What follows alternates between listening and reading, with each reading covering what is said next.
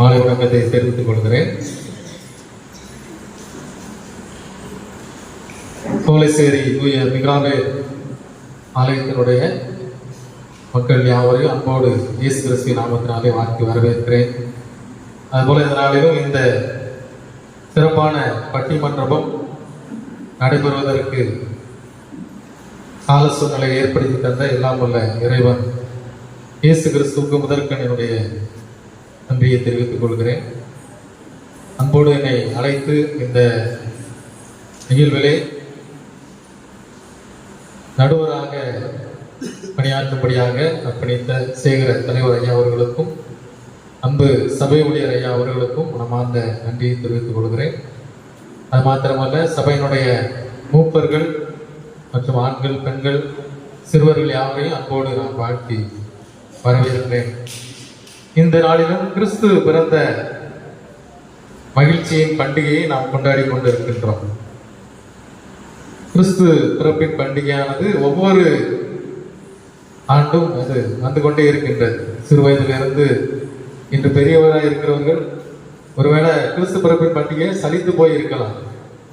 ஆனால் கிறிஸ்து பிறந்த பண்டிகையின் மகிழ்ச்சி எதுல இருக்கு அப்படிங்கிறது உண்மையா ஆண்டவரை ஏற்றுக்கொண்டவங்க, உண்மையா ஆண்டவருடைய நன்மைகளை பெற்றுக்கொண்டவங்க அதை செய்வாங்க, அறிந்து கொள்வாங்க. வேதத்தில் கொடுக்கப்பட்டிருக்கபடியாக முதலாவது இயேசு கிறிஸ்துவனுடைய பிறப்பு வந்து மரியாளிடத்தில் அறிவிக்கப்படுகிறது. அவள் ஒரு குமாரனை பெற்று அந்த குமாரனுக்கு இம்மானுவேல் என்று பெயரிட்டார்கள். இம்மானுவேல் என்பதற்கு தேவன் நம்மோடு இருக்கிறார் என்ற அர்த்தம். இந்த இயேசு கிறிஸ்துவனுடைய பிறப்பு ஒருவேளை ஒரு சாதாரண மனிதன் பிறந்திருந்தான் என்று சொன்னால் அந்த குடும்பத்திற்கு மாத்திரம் மகிழ்ச்சி. அது மாத்திரமல்ல, ஒரு அரச பரம்பரையில் உள்ள ஒரு மனுஷன் பிறந்திருந்தான்னு சொன்னா அந்த நாட்டிற்கு மாத்திரம் மகிழ்ச்சி. ஆனால் கிறிஸ்து இயேசுவின் பிறப்பானது இந்த உலகம் முழுவதும் மகிழ்ச்சியை கொண்டு வந்ததை நாம் வேதத்திலே பார்க்கிறோம். அனைவருக்கும் ஒரு மிகுந்த மகிழ்ச்சியை கொண்டு வந்தது. ஒரு அரசன் ஒருவன் இருந்தான். அந்த அரசன் சொன்னா தன்னுடைய மக்கள் எல்லாரையும் அழைத்து, இந்த ஒரு நாள் மாத்திரம் அரண்மனை திறந்திருக்கும், யாரெல்லாம் உங்களுக்கு என்னென்ன பொருட்கள்லாம் வேணுமோ நீங்க என்ன செய்யலாம், வீட்டுக்கு எடுத்துட்டு போகலாம். இன்னைக்கு சாயந்தரத்துக்குள்ள இந்த அரண்மனை திறந்திருக்க வரைக்கும் நீங்க என்ன செய்யலாம், என்ன உங்களுக்கு வேண்டுமோ எடுத்துக்கொள்ளலாம் சொன்னா, அந்த அரண்மனையில காவற்காரர்கள் எல்லாரும் நாங்களும் கலந்துக்கலாமான்னு சொல்லி கேட்கும்போது எல்லாரும் இதுல என்ன செய்யலாம், கலந்து கொள்ளலாம்னு சொல்லி அந்த ராஜா சொல்லியிருந்தார். அந்த நாள் வந்துச்சு, அரண்மனை திறந்துருந்துச்சு. அங்க எல்லாரும் வேகமா ஓடியாந்தாங்க. ஓடியாந்து அங்க அந்த அரண்மனை திறந்திருந்த உடனே உள்ள இருந்து நிறைய பொற்காசுகள், வெள்ளி, நிறைய பொருட்கள், உடைமைகள் எல்லாம் என்ன செய்தாங்க, எடுத்துக்கொண்டு வேகமா போனாங்களாம். அங்க கடைசி ஒரு முடிய போற நேரத்துல ஒருத்தர் வேகமா ஓடியாந்தாரு. அந்த வேகத்துல நேர யாரையோ தேடுறாரு போல தெரிஞ்சது. அவர் யாரை தேடினார்னா அந்த ராஜாவை கையோட தூக்கிட்டு வெளியே ஓட ஆரம்பிச்சாரு. உடனே பாத்தீங்கன்னா அந்த போர்ச்சவர்கள்லாம் ஒரு பின்னாடி ஓடி போய் அவங்க நினைச்சுதாங்க அடிக்க போனாங்க. ராஜா சொன்னார், இல்ல அவன் நினைச்சீங்க விட்டுருங்க அப்படின்னு சொன்னாரு. ஏன் அப்படின்னா அரண்மனை திறந்து கிடக்கும், எதனால எடுத்துட்டு போகலாம் நான் சொல்லியிருக்கேன், அவன் என்னையே தூக்கிட்டு போகணும் முயற்சி பண்ணிட்டான், அதனால விட்டுருங்க, ஒன்றும் பிரச்சனை இல்லை, வீட்டுக்கு ரோட போடுங்க, அவன் வீட்டில் நினைச்சு ஒரு நாள் தங்கணும் அப்படின்னு சொன்னாராம். ராஜா அந்த வீட்டில் தங்கணும்னா என்னெல்லாம் கிடைக்கும், எல்லா வசதியும் அவனுக்கு சகல வசதியும் கிடைச்சுதான். அப்போ ஒரு காரியத்துல இந்த சம்பவத்துல என்ன புரிஞ்சுக்கிடுறோம்னா, நமக்கு வாழ்வைக்கு எது முக்கியத்துவம் அப்படிங்கிறத முதலாவது நம்ம கண்டு கொள்ளணும். இந்த கிறிஸ்து பிறப்பின் பண்டிகையில எது முக்கியத்துவம் அப்படிங்கிறத இந்த நாளில் நம்ம சிந்திக்க இருக்கிறோம். அருமையா பார்த்தீங்கன்னா என்னுடைய அருகில மொத்தம் 10 பேர் உட்கார்ந்துருக்காங்க. இந்த பட்டிமன்றத்தினுடைய தலைப்புடன் பார்த்தீங்கன்னா கிறிஸ்துமஸ் பண்டிகையின் முக்கியத்துவம், அது ஆடம்பரமா அல்லது அர்ப்பணிப்பா. அநேக நேரம் பார்த்தீங்கன்னா ஆடம்பரமா இருக்கிறோம் அப்படின்னு சொன்னா அந்த ஆடம்பரத்துக்கு ஒரு எல்கை இருக்குது.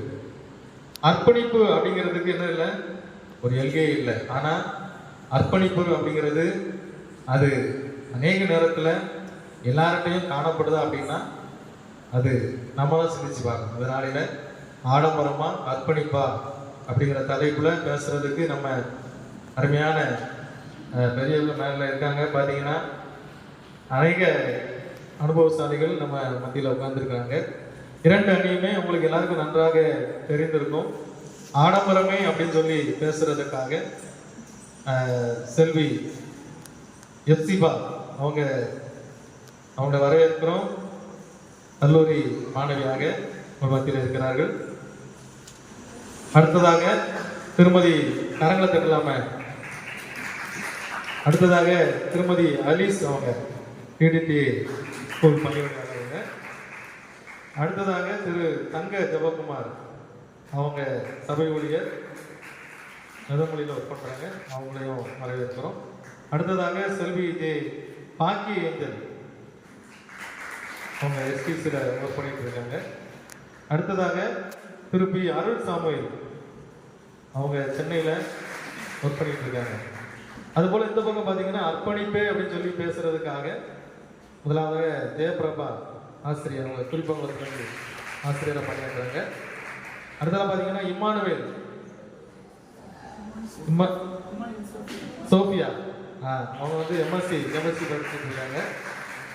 மூன்றாவதாக சொன்னலதா திருமதி சொன்னலதா ஆசிரியர் அவங்க. அடுத்ததாக திரு அருள் செல்வன் அவங்க ஆசிரியர்.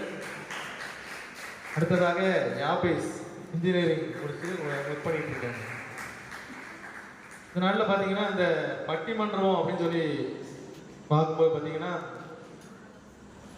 ஒருவேளை நம்ம ஒரு அந்த தலைப்பு கொடுத்தோம் அப்படின்னு சொன்னால் ஒவ்வொருத்தரும் ஒரு முன்னக்கூட்டி என்ன செய்வோம், அதுக்கு ஒரு விடையை நம்மளே கண்டுபிடிச்சிடும். அப்படி தானே ஏதாவது ஒரு கொஸ்டின் கேட்டோம்னா அந்த கொஸ்டினுக்கு கேள்விக்கு பதில நம்ம மனசே என்ன செய்யும் சொல்லும். ஆனால் பார்த்தீங்கன்னா அதை நம்ம எப்படி செய்யணும், அதை ஆராய்ந்து பார்க்கும்போது தான் எது உண்மை அப்படின்னு தெரியும். இதே மாதிரி பார்த்தீங்கன்னா ஒரு அரண்மனையில் ராஜா என்ன பண்ணாரோ அப்படி நகர்வலம் வீதி போயிட்டே இருந்தார் ஒரு நாள். அது எப்போன்னு கேட்டிங்கன்னா ராத்திரி வேலையில் போயிட்டே இருக்கும்போது ஒரு வீட்டுக்கிட்ட நின்றுருக்காரு. அந்த வீட்டு உள்ள பார்த்தீங்கன்னா கையை விட்டு காலை விட்டுன்னு சொல்லி சத்தம் கேட்டுருக்கு. என்னடா இது, நம்ம அரசாட்சி பண்ணுற இடத்துல இப்படி ஒரு மனுஷன் ஏதோ செஞ்சுட்டு இருக்காரு அப்படின்னு சொல்லி உடனே போர்ச்சியரை கூப்பிட்டாங்க. கூப்பிட்டோன்னா அவனை செய்யுங்க, உடனே கைது பண்ணுங்க அப்படின்னு சொல்லி சொன்னாராம். வேகமா அந்த போர்ச்சியர் வீட்டுக்குள்ள போய் பார்த்தாங்களாம். அவன் யாருன்னா ஒரு டெய்லர். டெய்லர் என்ன பண்ணுவாரு, சட்டையில அதை கட் பண்ணி இதை கட் பண்ணி சொல்லி மகனுக்கு சொல்லி கொடுத்துட்டு இருந்திருக்காரு. அவன் பார்த்தீங்கன்னா ஒரு காரியத்தை தீர விசாரிக்கும் போது அது என்ன செய்யும், அதில் உள்ள உண்மை தெரியும். முன்னாடி உள்ள காலத்துலலாம் பார்த்தீங்கன்னா அனைவரு ரயில் பிரயாணத்தில் என்ன செய்வாங்க, எப்படிலாம் போனோம்னு கூட தெரியாது. ரயிலே நிறைய பேர் வச்சிருக்க பார்த்துருக்கே மாட்டாங்க. ரயில் பிரயாணத்தில் என்னென்ன இருக்கு, அதை எப்படி செய்யணும் அப்படின்னு சொல்லி தெரிஞ்சு கொள்ளும் போது அந்த காரியங்களை என்ன செய்ய முடியும், அதில் இருக்க உண்மையை நம்ம கற்றுக்கொள்ள முடியும். ஒருத்தர் இப்படி தான் ட்ரெயின் வேகமாக வந்துச்சு. ட்ரெயின் வந்தவுடனே பார்த்துக்கிட்டே இருந்தார். பக்கத்தில் இருக்க கேட்டார். அவர் சொன்னார், ஐயா ட்ரெயின் ஒரு 2 நிமிஷத்தில் கிளம்பிடும், அவ்வளோதான் இந்த ஸ்டேஷனை நிற்கும் அப்படின்னு சொன்னார். அப்படியா, நான் ட்ரெயின் ஏறினதே கிடையாது அப்படின்னு சொன்னார். இந்த வாசல் ஏறுறது அந்த வாசல் இறங்குறது அப்படின்னு சொல்லி ஒருத்தர் சொல்லிட்டு போயிட்டாரு. ட்ரெயின் கிளம்ப போச்சு, வேகமாக ட்ரெயினில் ஏறினாரு.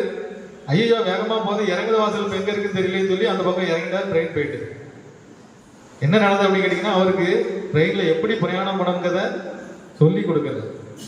ஏறுற வாசல ஒருத்தர் சொன்னாரு, இறங்குற வாசல சொன்னாரு, எங்கில இறங்கிட்டாரு. இறங்கிட்டாரு, போகிற இடத்துக்கு என்ன செய்ய முடியல, போக முடியல. அல்ல நாளில் நம்ம தீர விசாரிச்சு இந்த பக்கம் 5 பேர் இருக்காங்க, இந்த பக்கம் 5 பேர் இருக்காங்க. இவங்க பேசுறதெல்லாம் நம்ம கேட்டு ஒரு நல்ல தீர்ப்பை கொடுக்க போறோம். முதலாவதாக கிறிஸ்துமஸ் பண்டிகையின் முக்கியத்துவம் ஆடம்பரமே என்று சொல்லி பேசும்படியாக செல்வி எப்சிபா அவங்களை அன்போடு அழைக்கிறேன்.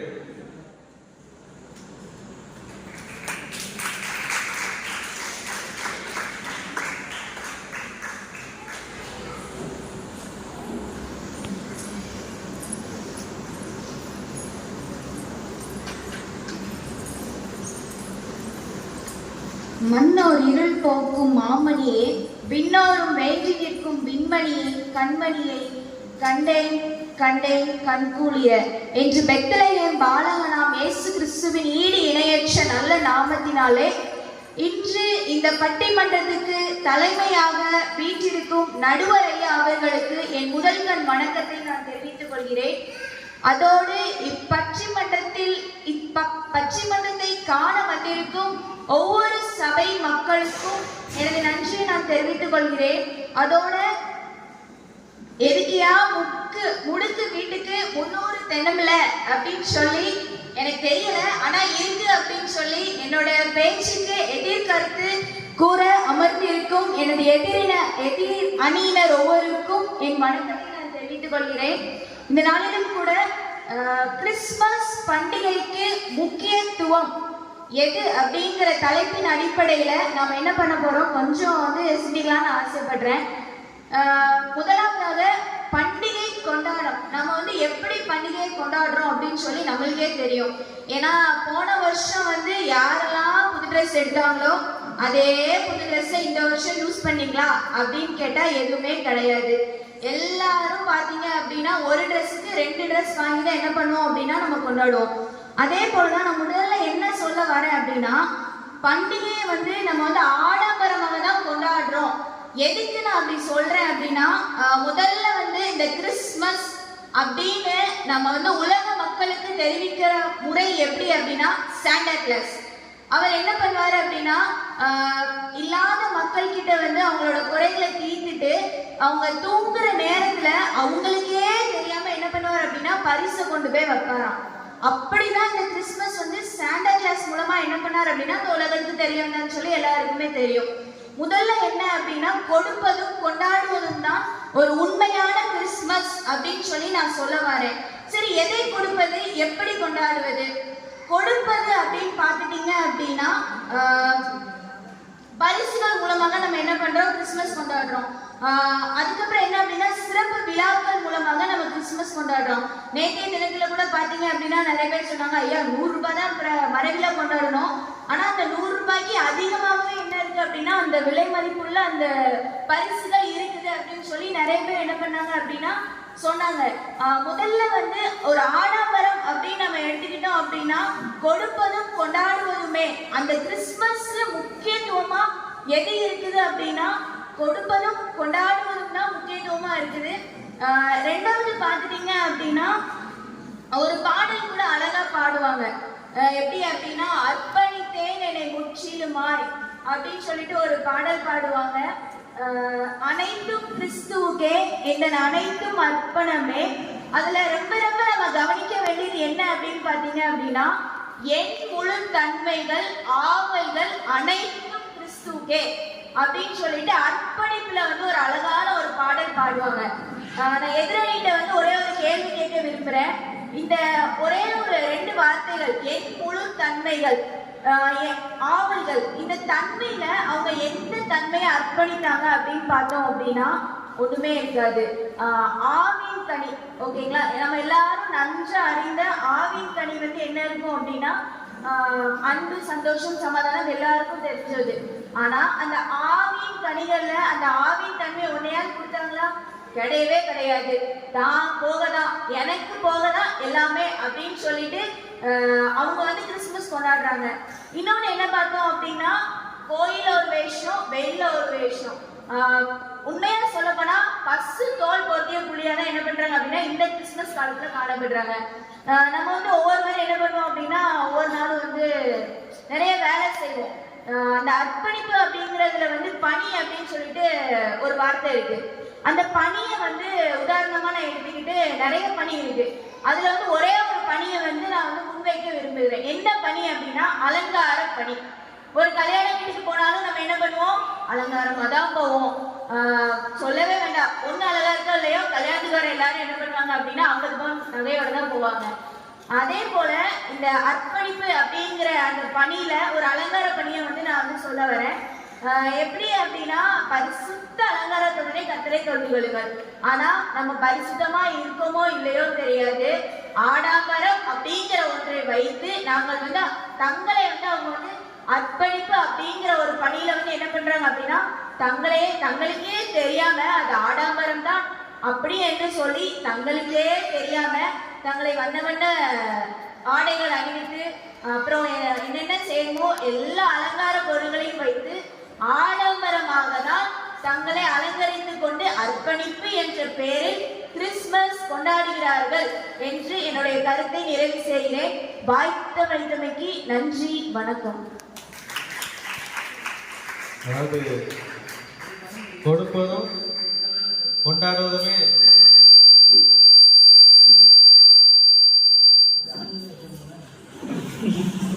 கொடுப்பதும் கொண்டாடுவதுமே மகிழ்ச்சி.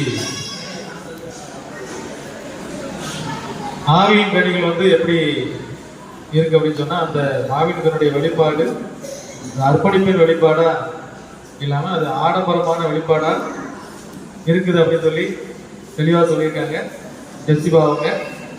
அடுத்ததாக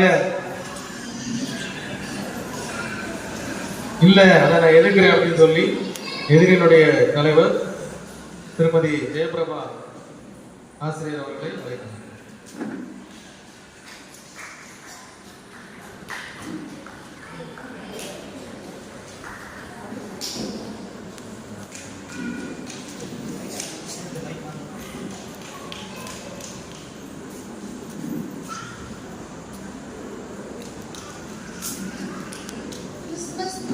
பண்டிகையின் முக்கியத்துவம் ஆடம்பரமா அர்ப்பணிப்பா.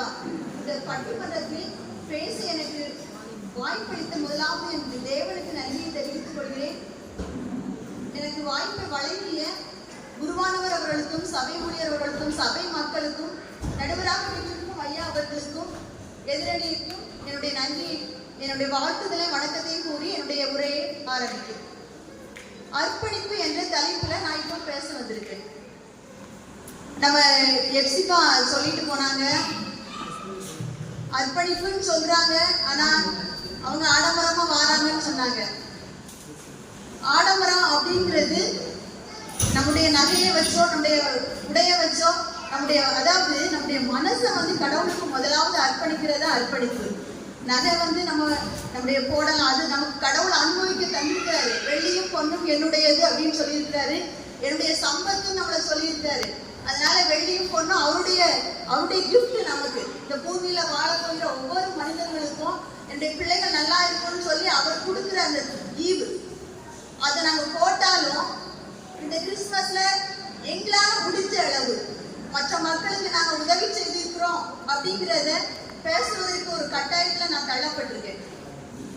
அப்போ இந்த அர்ப்பணிப்பு அப்படிங்கிறது அந்த தன்னை உருவாக்கிய இடத்துக்கு தன்னை முழுமையாக ஒப்படைப்பது. உருவாக்குனது யாரு? நம்ம உருவாக்குனது ஆண்டவர். அந்த ஆண்டவருக்கு நம்மை முழுமையாக அர்ப்பணிப்பது, நம்முடைய மனதை முழுமையாக அர்ப்பணிப்பது, நம்ம எப்படி இருக்கணும், எப்படி வாழணும், அவருடைய சித்தத்தின்படி இருக்கணும் அப்படிங்கிற ஒரு அர்ப்பணிப்புள்ள வாழ்க்கை தான் ஒரு கிறிஸ்தவ வாழ்க்கை. நம்மை படைத்த இறைவனுக்கு நம்மை முழுமையாக அர்ப்பணிப்பது.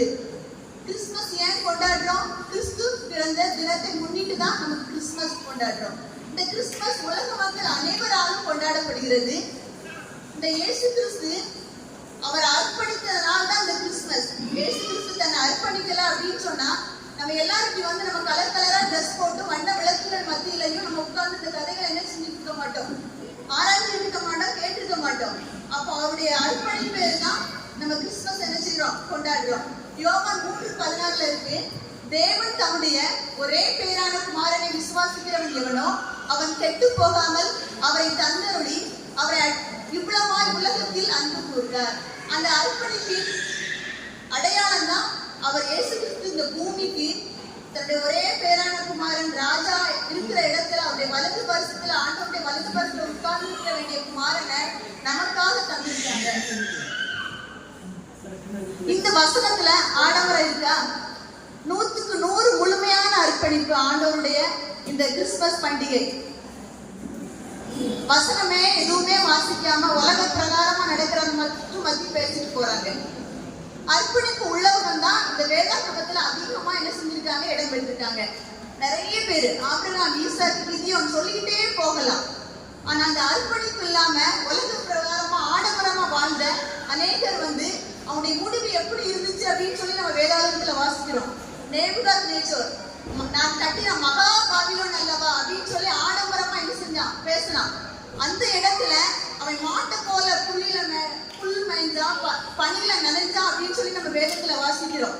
அதே மாதிரி லூசிபர், நான் வந்து வானத்துல அங்க இருப்பேன் இங்க இருப்பேன், ஆண்டவருடைய ஸ்தானத்தை நான் அவரை போல நான் இருப்பேன்னு சொல்லி பெருமையா தன்னை எண்ணினான். அவன் வந்து பாதாளத்துக்கு தள்ளப்பட்டான். இப்போ பாதாளத்துக்கு அந்த காவல் அதிகாரியா பாதாளத்துடைய தூதனா இருக்கிறார். அதே மாதிரி ஏரோது ராஜ வஸ்திரம் தரிச்சு பெரிய ஆள் மாதிரி நான் வந்து தேவன் மாதிரி இருக்கேன் அப்படின்னு சொல்லி தேவனுக்கு ஒப்பாக தன்னை ஆடம்பரமா பேசினான்.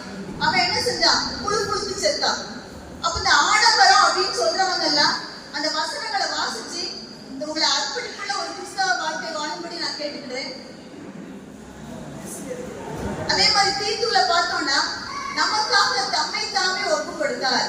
ஆண்டவர் நம்மை தாமே ஒப்பு கொடுத்தார். பிலிப்பியர்ல பார்த்தோம்னா அவர் தேவனுடைய ரூபமாய் இருந்தும் தேவனுக்கு சமமாய் இருப்பதை கொள்ளையாடின பொருளாக எண்ணாமல் தம்மை தான் வெறுமையாக்கி அடிமையை கோலம் அடித்து மற்ற சாயலானார்.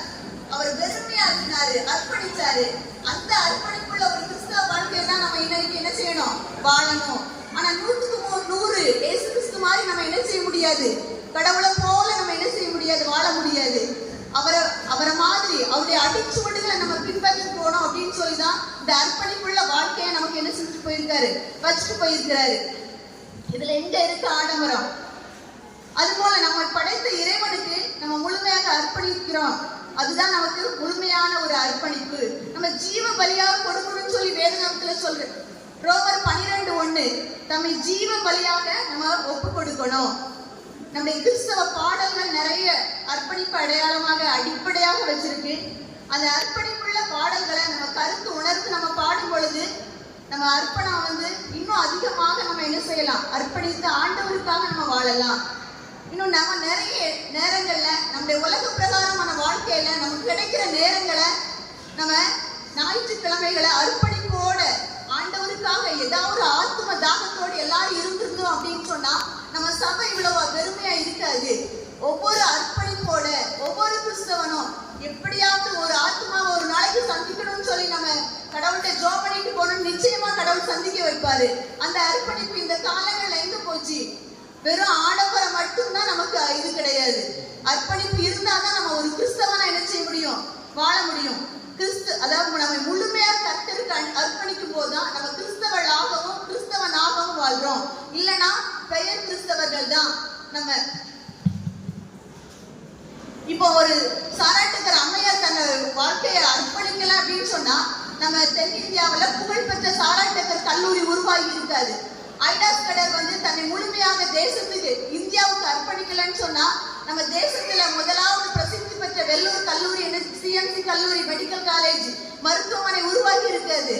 வேரம்புரூக் ஐயர், ஏஎஸ் ஐயர், கால்டுவெல் ஐயர், இன்னும் நிறைய ஐயர்கள் சொல்லிட்டே போகலாம். அவங்க ஃபாரின்ல வெளி தேசத்துல சுகபோகமா வாழ்ந்தவங்க, ஆடம்பரமா இருந்தவங்க, பெரிய பணக்கார வீடுகள்ல இருந்தவங்க, எல்லா சொத்துக்களை விற்று எல்லாவற்றையும் விட்டு நம்ம தேசத்துக்காக தன்னை அர்ப்பணித்ததுனாலதான் நம்மை வந்து இன்றைக்கு இயேசு கிறிஸ்துவ சொந்த ரட்சகராக நம்ம ஏற்றுக்கொண்டு இருக்கிறோம். அவங்க வரல அப்படின்னு சொன்னா இன்னைக்கு நம்ம எல்லாத்தையும் விட்டு நம்ம ஒரு சேற்றுல தான் இருந்திருப்போம் அப்படின்னு சொல்லி நான் சொல்றேன். அந்த அர்ப்பணிப்பு ஒவ்வொரு நாளும் நமக்கு என்ன செய்யணும், நம்ம ரட்சிக்கப்பட்டதற்காக நம்ம கண்ணு முன்னாடி எத்தனையோ ஜாதிகள், எத்தனையோ பிரஜாதி மக்கள் இருக்காங்க. அவங்களுக்கு இல்லாத ஒரு சந்தோஷத்தை தேவன் நமக்கு கொடுத்தாரேன்னு சொல்லி இந்த அர்ப்பணிப்போட நம்ம ஒவ்வொரு நாளும் கடவுளுக்கு நன்றி சொல்ல கடமைப்பட்டு இருக்கிறோம்.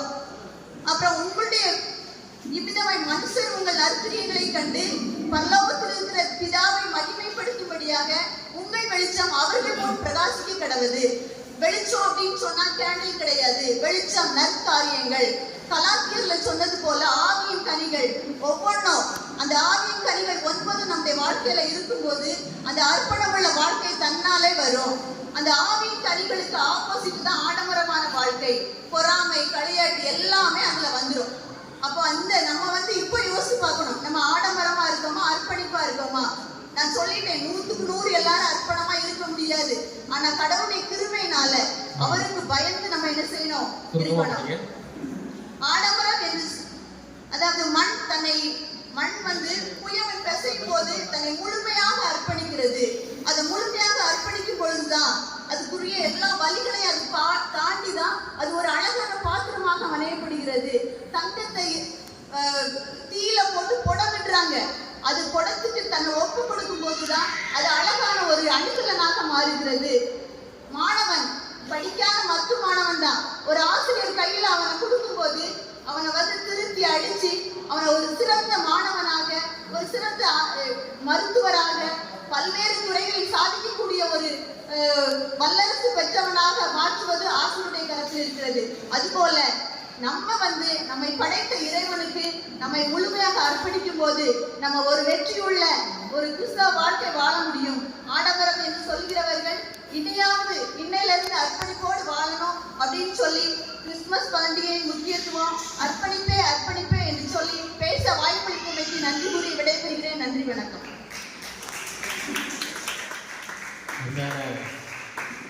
ஜெயபிரபா பேசுனாங்க. அவங்க பிரைவேட் ஸ்கூலில் படிக்க ஸ்கூலில் வேலை பார்க்காங்க. ஆனால் தைரியமாக என்ன சொன்னாங்கன்னா, தங்கத்தை அடிப்பது போல மாணவர்களை அடித்து எழுதிடுமா உருவாக்கணும்னாங்க. இன்னைக்கு மாணவரை கம்பை இங்கேருந்து வயசு தூக்கினாலே கம்பி என்னுடைய சொல்ல வந்துடும். அதனால் இவங்க ஆசிரியர் சொன்னது கொஞ்ச நாளைக்கு முன்னாடி என்ன செய்யுது அது பொருத்தமாக இருந்துச்சு அப்படின்னா. ஒரு காலத்தில் பார்த்தீங்கன்னா பள்ளிக்கூடத்தில் மாணவர்கள் தப்பு பண்ணாங்கன்னா பெற்றோர் சொல்லுவாங்க, பையன் நினைச்சீங்க தொலிய உரிச்சிருங்க ஐயா, கண்ணை மட்டும் விட்டுட்டு அப்படின்லாம் சொல்லிட்டு போயிருக்காங்க. ஆனால் இப்போ என்ன சொல்லுவாங்க, என் பிள்ளை என்ன செய்யக்கூடாது, தொட்டுவே கூடாது, அவன் வருவான் போவான், அவன் படித்தாலும் படிக்காட்டாலும் ஒன்றும் என்ன செய்யலை பிரச்சனைன்னு சொல்லக்கூடிய காலம் வந்துட்டு. ஆனால் அவங்க எடுத்துக்காட்டுக்கு சொன்னாங்க, தங்கத்தை எப்படி புடமிடுதாங்களோ அது போல புடமிட்டா நிச்சயமா அந்த மாணவர்கள் என்ன செய்வாங்க, சமுதாயத்தில் ஒரு நல்ல உயர்ந்த மாணவர்கள் வருவாங்க. அப்படி இந்த காலத்தில் பண்ண முடியல.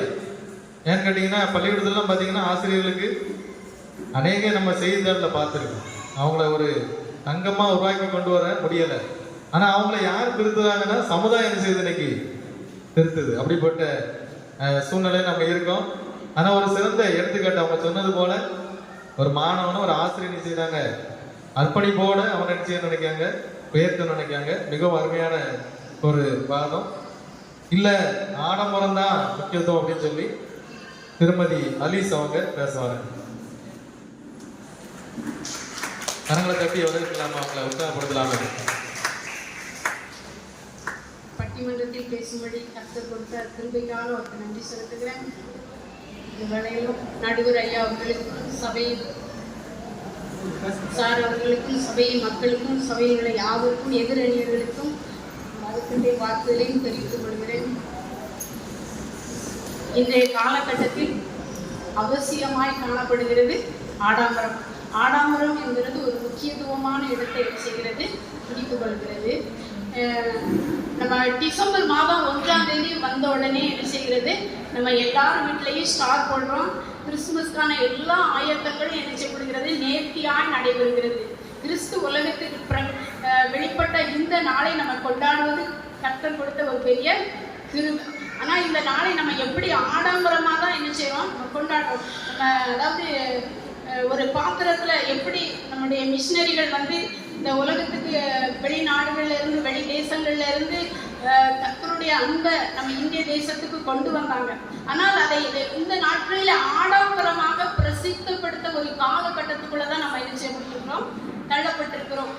ஏன்னு சொன்னா வெளி இடங்கள்லாம் நம்ம பார்க்கும் பொழுது அதாவது ஆடம்பரமாக கிறிஸ்துமஸ் என்ன செய்யறாங்க, மிக விமர்சனமாக கொண்டாடப்படுகிறது. அப்பொழுதுதான் அந்த மற்ற ஜனங்களுக்குள்ளாக சுவிசேஷத்தை கர்த்தருடைய மகத்துவத்தை கொண்டு செல்வதற்கு அது ஏதுவான வழியா என்ன செய்யப்படுகிறது, காணப்படுகிறது. முதல் காரணம் ஆடம்பரமாக என்ன செய்ய கிறிஸ்துவை நம்ம கொண்டு வந்தது நோக்கம், அதாவது சின்ன கூட்டமா ஒரே இடத்துல ஒரு ஆடம்பரம் இல்லாமல்படி, அதாவது சத்தமே வெளியே இல்லாதபடிக்கு நம்ம இந்த காலத்துல சுவிசேஷத்தையோ கிறிஸ்துவை பிரசங்கிப்பதோ ஒரு முடியாத ஒரு காலகட்டத்துக்குள்ள என்ன செய்கிறோம், நம்ம இருக்கிறோம். ஆனா இந்த நாட்கள்ல எல்லா பக்கத்திலும் எல்லா நற்செய்தியும் கொண்டு செல்வதற்கு இந்த ஆடம்பரம், அதாவது எல்லா விதத்திலும் அதற்கு வசதி செய்யப்பட்டிருக்கிறது. இது ஆடம்பரம் இல்லாவிட்டால் இதையெல்லாம் தொழில்நுட்ப நிமித்தமாய் ஆண்டவருடைய வார்த்தையை எல்லாம் எளிதாக கொண்டு செல்ல முடியாது. இதற்கு கொண்டு செல்வதற்கு பயன்படுகிற ஒரு காரியம் ஆடம்பரமாய்க்குள்ள பொருட்கள் தான். அதே போலதான் ஆடம்பரம் என்கிற ஒரு முக்கியத்துவத்தை என்ன செய்கிறது, பெற்றுக்கிறது. நம்ம அது மாத்திரமல்ல, எல்லாரும் நம்ம என்ன செய்கிறோம், எல்லா கிறிஸ்துமஸ் டிசைன்ல என்ன செய்கிறோம், நம்ம சேலை எடுக்கிறோம், எல்லா விதத்திலும் நம்ம ட்ரெஸ் எடுக்கிறோம். அதாவது நம்ம முதல்ல சொன்ன மாதிரி ஒரு வருஷம் போட்ட ட்ரெஸ் ஒரு வருஷம் என்ன செய்யறதுல போடுறதுல எத்தனை விதத்துல நம்ம என்ன செய்கிறோம், இந்த ஆடம்பரமாய் கொண்டாடுகிறோம். மற்றபடி நம்ம எல்லாவற்றிலும் என்ன செய்யணும், கிறிஸ்துமஸ்க்காக நம்ம கொடுத்து என்ன செய்யணும், நம்ம இந்த கொடுக்கிறதுல நம்ம என்ன செய்யணும், முக்கியத்துவம் நம்ம பெற்றுக்கொள்ள வேண்டும். முக்கியத்துவமாய் என்ன செய்ய வேண்டும், கொடுக்க வேண்டும். கொடுத்தால்தான் என்ன செய்யும், மற்ற மக்களுக்கு கர்த்தருடைய அன்பை என்ன செய்ய முடியும், சொல்லிக்க முடியும். எல்லாம் என்ன செய்யறாங்க, கஷ்டப்பட்டவங்களுக்கு நம்ம உதவி செய்யும் பொழுது, கஷ்டப்படும்போது நம்ம ஆண்டவருடைய அன்பை நம்ம வெளிப்படுத்தும் பொழுது, இது ஆடம்பரமாக நம்ம செய்யும் பொழுதுதான் என்ன செய்ய முடிகிறது, கர்த்தருடைய அன்பை என்ன செய்ய முடியுது, பகிர்ந்து கொள்ள முடிகிறதுனால இந்த நாட்கள்ல நம்ம கர்த்தருடைய அன்பை பகிர்ந்து கொள்வதற்கு ஆடம்பரமான ஒரு காரியம் என்ன செய்யப்படுகிறது, தேவைப்படுகிறது. வெளி இடத்துல எல்லாம் நம்ம பார்த்தோம் அப்படின்னு சொன்னா, வெளி மாநிலங்கள்ல வெளி சிட்டிகள்ல எல்லாம் ஆலயத்துக்குள்ளேயே என்ன செய்யறாங்க, இந்த பணிவிடத்துல நின்று செருப்பை போட்டு என்ன செய்யறாங்க, ஒரு ஆராதனை நடத்துற சபை மக்களும் அப்படிதான் இருக்கிறாங்க.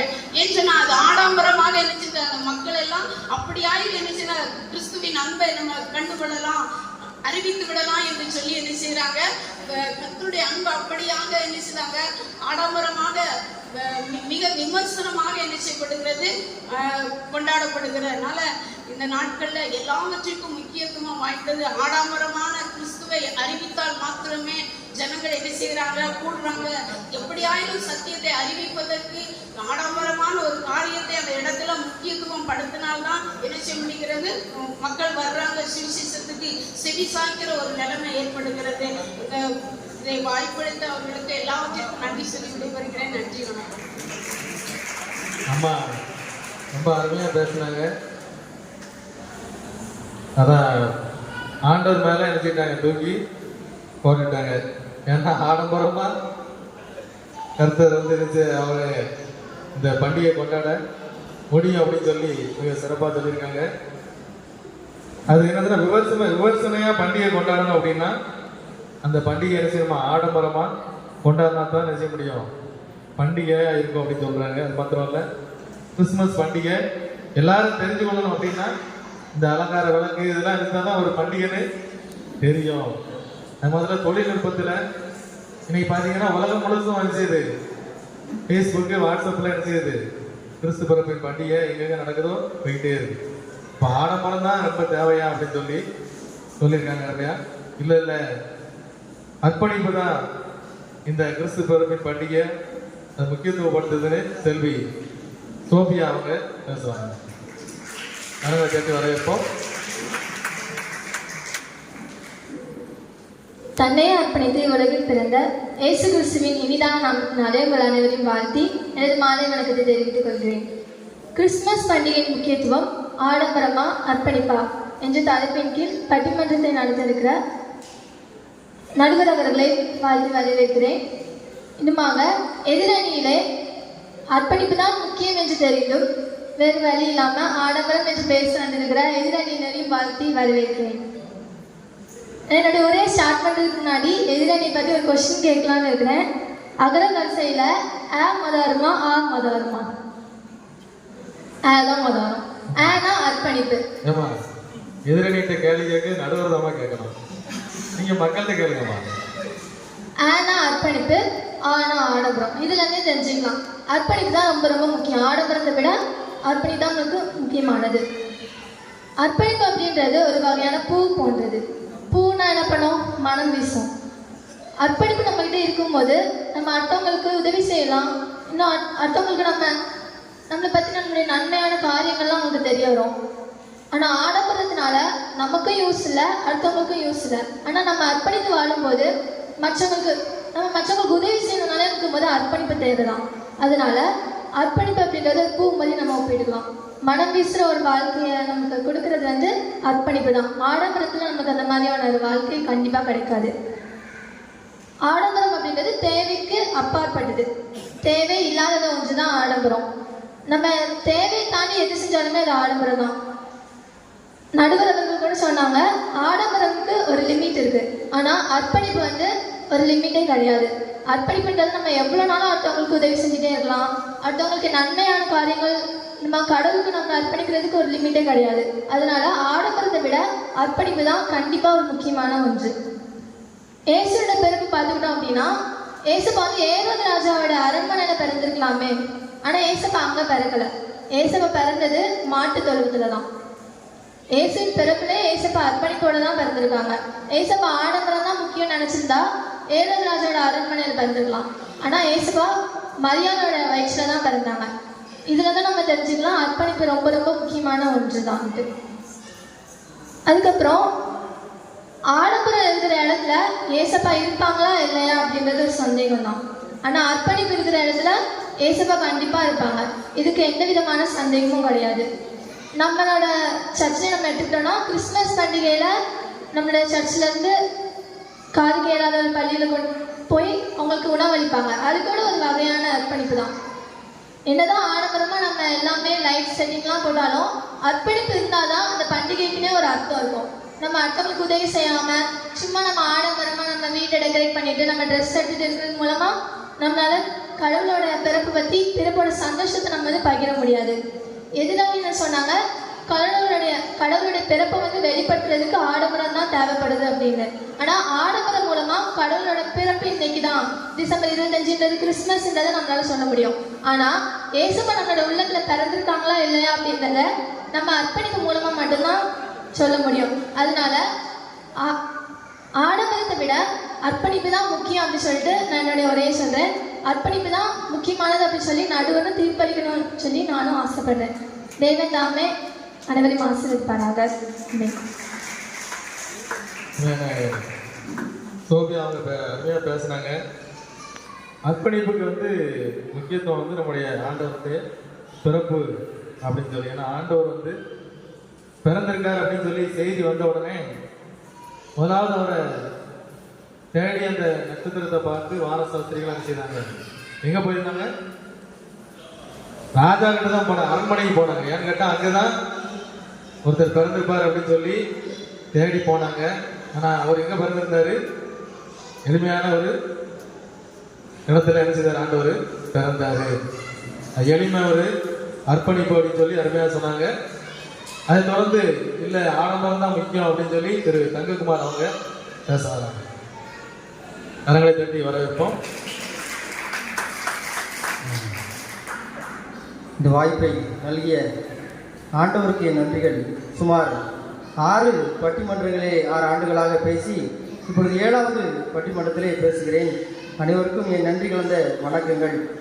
கிறிஸ்துமஸ் பண்டிகையின் முக்கியத்துவம், ஆம் ஆடம்பரம்தான் என்று சொல்லி நாங்கள் பேச வந்திருக்கிறோம். ஆம் ஆடம்பரம்தான் நடுவர் அவர்களே. அதற்கு ஆதாரமாக வரலாற்றின் பக்கங்களிலே இருந்து சில வரிகளை புரட்டுவோம். தி யங் சைக்ளோபீடியா என்று சொல்லி டிசம்பர் மாதத்தின் நடுவிலே சாட்டர்லேனியா என்கிற ரோம பண்டிகையில் இருந்துதான் இந்த கிறிஸ்துமஸ் பண்டிகை வந்ததாக வரலாறு சொல்கின்றது. இந்த பண்டிகையின் நோக்கமே ஆடம்பரமாக விருந்து வைப்பது, மற்றவர்களுக்கு விலை உயர்ந்த பரிசுகளை கொடுப்பது, மெழுகுவர்த்திகளை ஏற்றுவது என்று சொல்லி அந்த பண்டிகையின் நோக்கங்கள் போகிறது. ஆடம்பரமாக பண்டிகை கொண்டாடப்படுவதால் தான் பண்டிகை கொண்டாடப்படும் மக்களின் சமூக அந்தஸ்து உயர்கிறது என்று சொல்லி நாம் என்ன செய்யலாம் பார்க்கலாம். உலகத்துடைய பொருளாதாரமே ஆடம்பரமாக மக்கள் கொண்டாடுகிற பண்டிகையில் தான் உள்ளது என்று சொல்லி நடுவர் அவர்கள் தீர்ப்பு எங்களுக்கு சாதகமாக கூறுவார்கள் என்று சொல்லி நான் தியானிக்கிறேன். பல பட்டிமன்றங்களில் பேசியிருக்கிறேன். ஆனால் பேசின பட்டிமன்றத்தில் நிறைய தோல்விகளை தான் நான் சந்திச்சிருக்கேன். நிறைய நேரங்களில் தோல்வி அடைகிற டீம்லேயே போட்டுட்டாங்கன்னு சொல்லி எனக்கு வீட்டில் இருந்து சில எதிர்ப்புகள்லாம் வந்துச்சு. ஆனாலும் தோல்வி தான் வெற்றிக்கு மதப்படி மனம் தவறாமல் இந்த ஆண்டு நான் என்ன பேச வந்திருக்கிறேன். அதனால் கொஞ்சம் பார்த்து தீர்ப்பை எங்களுக்கு சாதகமாக அளிக்கும்படி நான் கேட்டுக்கொள்கிறேன். கிறிஸ்துமஸ் பண்டிகையில் 338 பில்லியன் டாலர்கள் கடந்த ஆண்டு என்ன செய்கிறது பொருளாதார வளர்ச்சி ஏற்பட்டுள்ளது. இது 36% அந்த உலக பொருளாதாரத்தில் அதிகமாக உள்ளது என்று சொல்லி புள்ளி விவரங்கள் தெரிவிக்கின்றன. நாங்கள் ஆடம்பரமாக பண்டிகை கொண்டாடுவதால் தான் பொருட்கள் என்ன செய்கிறது, விற்பனை நடைபெறுகிறது. ஜவுளி கடை ஆகட்டும், இல்லை ஹேண்ட்பேக் ஆகட்டும், ஒரு கீ செயின் ஆகட்டும், இல்லை ஒரு ஐபேட் ஆகட்டும், செல்ஃபோன் ஆகட்டும், ஒரு டேப்லெட் ஆகட்டும், அனைத்து பொருட்களுமே தயாரிப்பவரின் பொருளாதாரத்தை என்ன செய்கிறது, வாழ்க்கையை உயர செய்கிறது. நீங்கள் பட்டாசு கொண்டாடல, பட்டாசு வெடிக்கலைன்னா அதை தயாரிக்கிறவங்களுடைய குடும்பம் எப்படி முன்னேற்றம் அடையும்? இல்லை கேக் வாங்கலைன்னா கேக் வாங்குறவங்களுடைய பொருளாதார முன்னேற்றம் எப்படி வரும்? அவங்க வாழ்க்கையில் ஒளி ஏற்றுவதற்காக நீங்களாம் நினைக்கலாம். அந்த பண்டிகையில் இந்த மக்கள் சொன்னாங்க, ஏரோது ராஜாவுக்கு கொடுத்த தண்டனைகள் எங்களுக்கு கொடுக்கப்பட்டது, எதிர்பாராதமாக நாங்கள் எதிரணியில் இருக்கிறோம், இருந்தாலும் பரவாயில்ல. ஆனால் ஐயா, ஆடம்பரம் தான் நாங்கள் முக்கியத்துவம் கொடுப்பதாக சொல்கிறார்கள். ஆமாம், அது எதிரணியினால் எதிர் அணியினரால் சித்தரிக்கப்பட்ட மிகப்பெரிய பொய் என்பதை நான் அது தெளிவுபடுத்த விரும்புகிறேன். அது மிகப்பெரிய பொருளாதார வளர்ச்சி என்பதை நான் இங்கே பதிவு செய்ய விரும்புகிறேன். அர்ப்பணிப்பை செய்ய ஆடம்பரமாக இருக்கிற மக்கள் கொஞ்சம் என்ன செய்யணும், செலவு பண்றாங்க. அதனாலதான் உலகத்திற்கே இந்த பண்டிகை. எதிரணி இது வரைக்கும் நம்ம பட்டாசை பத்தி கேட்க பத்தி பேசவே இல்லையா? நீங்க முன்னகட்டியே சரி அதுவும் தெரியும். நடத்தி சரி, நடுவர் அவர்களே, நான் ஒரே ஒரு கேள்வி உங்களை முன்வைக்க விரும்புகிறேன். இப்போ கிறிஸ்துமஸ் அன்னைக்கு நீங்க சாப்பிட்டுருக்கீங்க, கிறிஸ்துமஸ் முடிஞ்சிருச்சு. இப்போ பின்னாடி வந்தால் நம்ம நினைச்சலாம், முன்னாடி கிறிஸ்துமஸ் நீங்க என்ன சாப்பிடுறீங்கன்னு கேட்கலாம். உங்க வீட்டில் மட்டன் பிரியாணியா இல்லை சிக்கன் பிரியாணியா? இல்ல மட்டன் பிரியாணி இருந்தாலும் சரி, சிக்கன் பிரியாணி இருந்தாலும் சரி. இப்ப நிறைய பேரெல்லாம் சாப்பிடவே முடியல. சாப்பிட முடியல. ஆனா சாப்பிட முடியல நம்ம என்ன செய்யறோங்க, மாத்திரை போட்டு கண்டிப்பா சாப்பிடுறோம். ஆனா அது எதுக்கு சாப்பிட தெரியுமா? அது ஆடம்பரமாக கொண்டாடுவதற்கு இல்லை. மட்டன் விற்பவர், அந்த சிக்கன் விற்பவருடைய கடைகள் என்ன செய்யணும், அவரும் வாழ்வாதாரத்தில் உயர வேண்டும் என்று சொல்லி அதற்காக ஆடம்பரமாக பண்டிகை கொண்டாடுவது. மட்டன் ரேட்ல 100 ரூபாய் கூட்டிட்டாங்கன்னு சொல்லி கேள்விப்பட்டேன். கண்டிப்பாக கொரோனா 2 ஆண்டுகளாக நம்மை பழி வாங்கியது. ஆனாலும் ஆடம்பரத்தை நாம் என்ன செய்ய விடல. ஆடம்பரமாக பண்டிகை கொண்டாடுவதால் உலக பொருளாதாரமே இருக்கிறது என்பதை நான் இங்கே பதிவு செய்ய விரும்புகிறேன். 1660ஆம் ஆண்டிலே இங்கிலாந்திலே கிறிஸ்துமஸ் தடை செய்யப்பட்டது. அதே போல அமெரிக்க தேசத்திலே 1659 முதல் 1689 ஒரு ஆண்டுகள் வரை தடை செய்யப்பட்டது. கிறிஸ்துமஸ் தடை செய்யப்பட்டது. அது பொருளாதார வீழ்ச்சியிலே பெரிய மாற்றத்தை கொண்டு வந்தது என்று செய்யலாம் பார்க்கலாம். நம்ம என்ன செய்கிறோம், ஆடம்பரமாக இவர்கள் கொண்டாடுகிறார்கள் சொல்லுகிறாங்க. ஆனால் நம்ம என்ன செய்கிறோம், அர்ப்பணிப்பு பற்றி பேசுகிற தங்களால் ஆடம்பரத்தில் தான் இருந்து கொண்டு என்ன செய்கிறோம் இருக்கிறாங்க. ஆடம்பரத்தில் என்ன செய்யறாங்க, அப்போ நடந்து போகலாம்ல. கார் வச்சிருக்கிறோம், அது எல்லாரும் ஆடம்பர பொருள்னு சொல்றாங்க. இப்போ காரெல்லாம் நம்ம என்ன செய்யறோம், கொடுத்துட்டு என்ன செய்யலாம், நடந்து போகலாம். ஆனால் கார் அத்தியாவசியம் தேவைப்படுது. மகளிர் எல்லாமே நிறைய வந்து ஃப்ரீ பஸ், பல லிப்டிக் பஸ் சொல்றாங்க. அப்படி சொல்றோமா? மகளிர் நிறைய லிப்டிக் பஸ்ல தான் போறாங்க கேள்விப்பட்டேன். இலவசமாக அப்ப வந்து செய்யறோம் சொல்லுகிறோம். நம்ம என்ன செய்யறோம், ஆனா அதற்காக அர்ப்பணிப்பு செய்கிறாங்க சொல்லி நம்ம சொல்றதுதான் பாதி என்ன செய்கிறது, பொய் சொல்லி என்ன செய்யறாங்க, நம்மகிட்ட காட்டுறாங்க. அதுதான் அர்ப்பணிப்பா நடுவர் அவர்களே. எத்தனை கடையில் இறங்கி அவங்க ட்ரெஸ் எடுத்திருப்பாங்க, போத்தீஸு, ஆராம்கேவி, சென்னை சில்க்ஸு அப்படிலாம் எடுத்துருக்காங்க. அப்போ தான் ஆடம்பரம். அங்கே பொருட்கள் எப்போ கவர்ச்சி பண்றாங்க. அப்போ மக்கள் கிறிஸ்துமஸ் ட்ரீ இருக்கு, இப்போ மக்கள் எல்லாம் எடுக்காங்கன்னு சொல்றீங்களா? எதிரணியில தெரியும். நான் மக்கள் எதிரணியில குறை சொல்ல விரும்பவில்லை. அது பெரிய அர்ப்பணிப்புக்கு முக்கியத்துவமான ஒரு அணி. அதனால அவர்களை குறைத்து பேச நான் விரும்பவில்லை. அதனால என்ன மக்கள் என்ன செய்யறாங்க, ஆடம்பரமா தான் ஆரம்பி தான் போலீஸ் தான் போனாங்கன்னு உங்களுக்கு எப்படி தெரியும்? அங்கதான் பாக்குறோமே, நாங்க தானே காத்து இருக்கிறோம். எந்த கடைக்கு போனாலும் நாங்க தானே காத்து இருக்கிறோம். ஓ சரி சரி. நீங்க அவங்க போகும்போது பார்த்து காத்து நிக்கிறது நாங்க தானே வெளியில நிக்கணும், வெளியில கூப்பிட்டு வர வேண்டியதுல. அது சரி.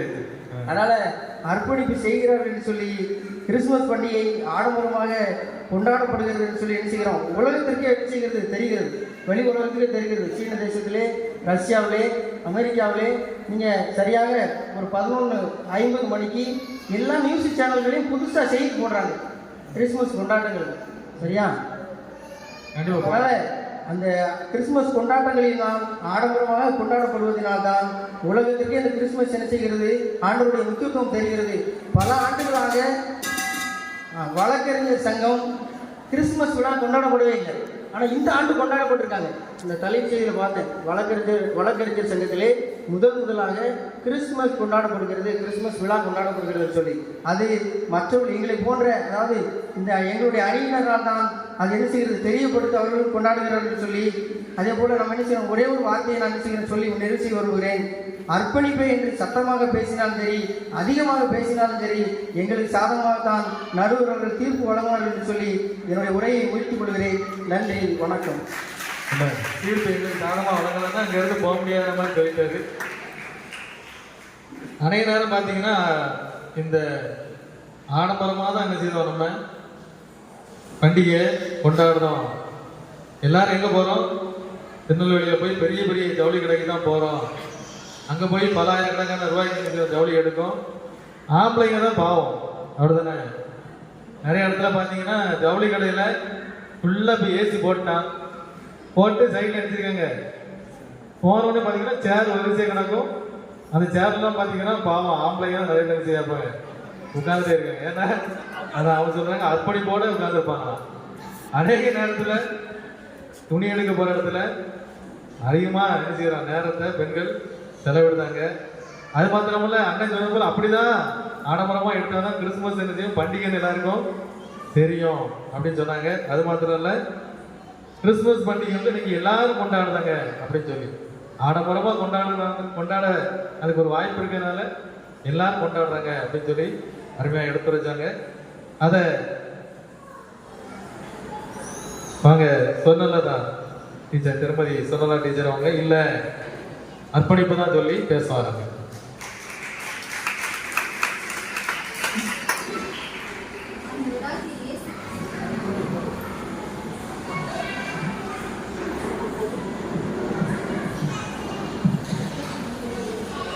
ஆண்டவராகிய இயேசு கிறிஸ்துவின் இணையற்ற நாமத்தினாலே உங்கள் ஒவ்வொருவருக்கும் என் அன்பான வாழ்த்துக்களையும் வணக்கத்தையும் தெரிவித்துக் கொள்கிறேன். உலகெங்கும் உன்னதரை உள்ளங்கள் பறைசாற்ற நம் பாரம் தீர்த்திடவே நம்மை தேடி இதோ வந்துவிட்டார். நம் பாவங்களை நீக்க வந்த பரமனவன் பிறந்த நாளை பக்தியோடு போற்றிடுவோம், நம்மை அர்ப்பணித்து மகிழ்ந்திடுவோம் என்று கூறி என் உரையை துவங்கினேன். நடுவர் அவர்களே, எங்கெல்லாம் தன்னலமற்ற அன்பு நிறைந்திருக்கிறதோ அங்கேயே அர்ப்பணிப்பு முக்கியத்துவம் வகிக்கிறது. இயேசு கிறிஸ்து எங்கே பிறந்தார்? இயேசு கிறிஸ்து எங்கே பிறந்தார்? இந்த கேள்விக்கு எல்லாருக்கும் கரெக்டா விடை தெரியும். எங்க பிறந்தார்? யூதேயாவில் உள்ள பெத்லஹேம்ல பிறந்தார். இந்த பெத்லஹேம்ல இயேசு எதுக்கு நம்ம இந்தியாவில் பிறக்கல, ஜெர்மன் இந்தியா காஸ்ட்லியான நாடுன்னு பிறக்கலையோ? அப்படி இல்லை நடுவர் அவர்களே. இந்த யூதேயாங்கிற தேசம் வந்து பாவங்கள் நிறைஞ்ச ரொம்ப நாடா, ஒரு அதிகமான நாடா இருந்தது. அதிகமா யுத்தங்கள் நடந்த ஒரு பூமி. அதனால அந்த இடத்துல இருக்க ஜனங்களை மீட்கிறதுக்காக ஏசப்பா அங்க வந்து பிறந்தார். அவர் நினைச்ச மாதிரி சோபியா சொன்னாங்க, அவர் ஏன் ஏரோது ராஜாவோட அரண்மனையில பிறக்கல? அவர் நினைச்ச அரண்மனையில பிறக்கலாம். ராஜா, யூதருக்கு ராஜா, கடவுள், சரியா? ஏன் அவர் அரண்மனையில பிறக்கல? மாட்டு தொழுவத்துல தான் பிறந்தாரு. மாட்டு தொழுவத்துல ஏன் பிறந்தாரு? அப்பதான் சாதாரணமான நம்மளை போல மக்களும் போய் அவரை வணங்க முடியும். சாதாரணமான மெய்ப்பர்கள் கூட அவரை போய் பார்த்தாங்க. அரண்மனையில பிறந்தா மெய்ப்பர்கள் போய் பார்க்க முடியுமா? முடியாது. இது எதனால என்ன காரணம்னா, அவர் வந்து மாட்டு தொழுவத்துல பிறக்கிறதுக்காகவே அவரை அர்ப்பணிச்சார். உலகத்துல முதல் முறையா அர்ப்பணிப்ப வலியுறுத்துற ஒரு பண்டிகைனா அது கிறிஸ்துமஸ் பண்டிகை தான். காலம் காலமா தலைமுறையா பரம்பரையா கிறிஸ்துமஸ் கிறிஸ்துமஸ் கிறிஸ்துமஸ் ஆடம்பரமா கொண்டாடுறவங்க எல்லாருக்கும் சொல்றேன். விடிய கதை கேட்டு விடிஞ்சதுக்கு அப்புறம் எஸ்தருக்கு சித்தப்பா அகாஸ் பேரும் சொல்லவே கூடாது. நடுவர்களே, இது வித்தியாசமான போகுது. எஸ்தருக்கு சித்தப்பா யாரு? மொர்தெகாய். 2000 வருஷத்துக்கு முன்னாடியே கிறிஸ்துவோட பிறப்பு அர்ப்பணிப்புல தான் தொடங்கி இருக்கு அப்படிங்கிறத நான் இப்ப சொல்ல போறேன், கேட்டுக்கோங்க. 2000 வருஷத்துக்கு முன்பு இயேசு கிறிஸ்து இந்த உலகத்துல பிறப்பதற்கு ஆண்டவர் தேர்ந்தெடுத்த ஒரு பெண் தான் கன்னிமரியாள், சரியா? அவர் ஏன் கன்னிமரியாளை தேர்ந்தெடுத்தாரு? உலகத்துல எத்தனையோ பெண்கள் இருக்காங்க, கன்னிமரியாளை ஏன் தேர்ந்தெடுத்தாங்க? ஏன்னா அர்ப்பணிப்புள்ள ஒரு வாழ்க்கையை தான் கன்னிமரியாள் வாழ்ந்துட்டு வந்தாங்க. கடவுளுக்கு விருப்பமான ஒரு வாழ்க்கையை வாழ்ந்துட்டு வந்தாங்க. கன்னிமரியாள் ஆண்டவராக இயேசு இந்த உலகத்துல வர்றதுக்கு தன்னோட கருவறையே அர்ப்பணிப்பா கொடுத்துதான் இந்த கிறிஸ்துமஸை தொடங்கி இருக்கு.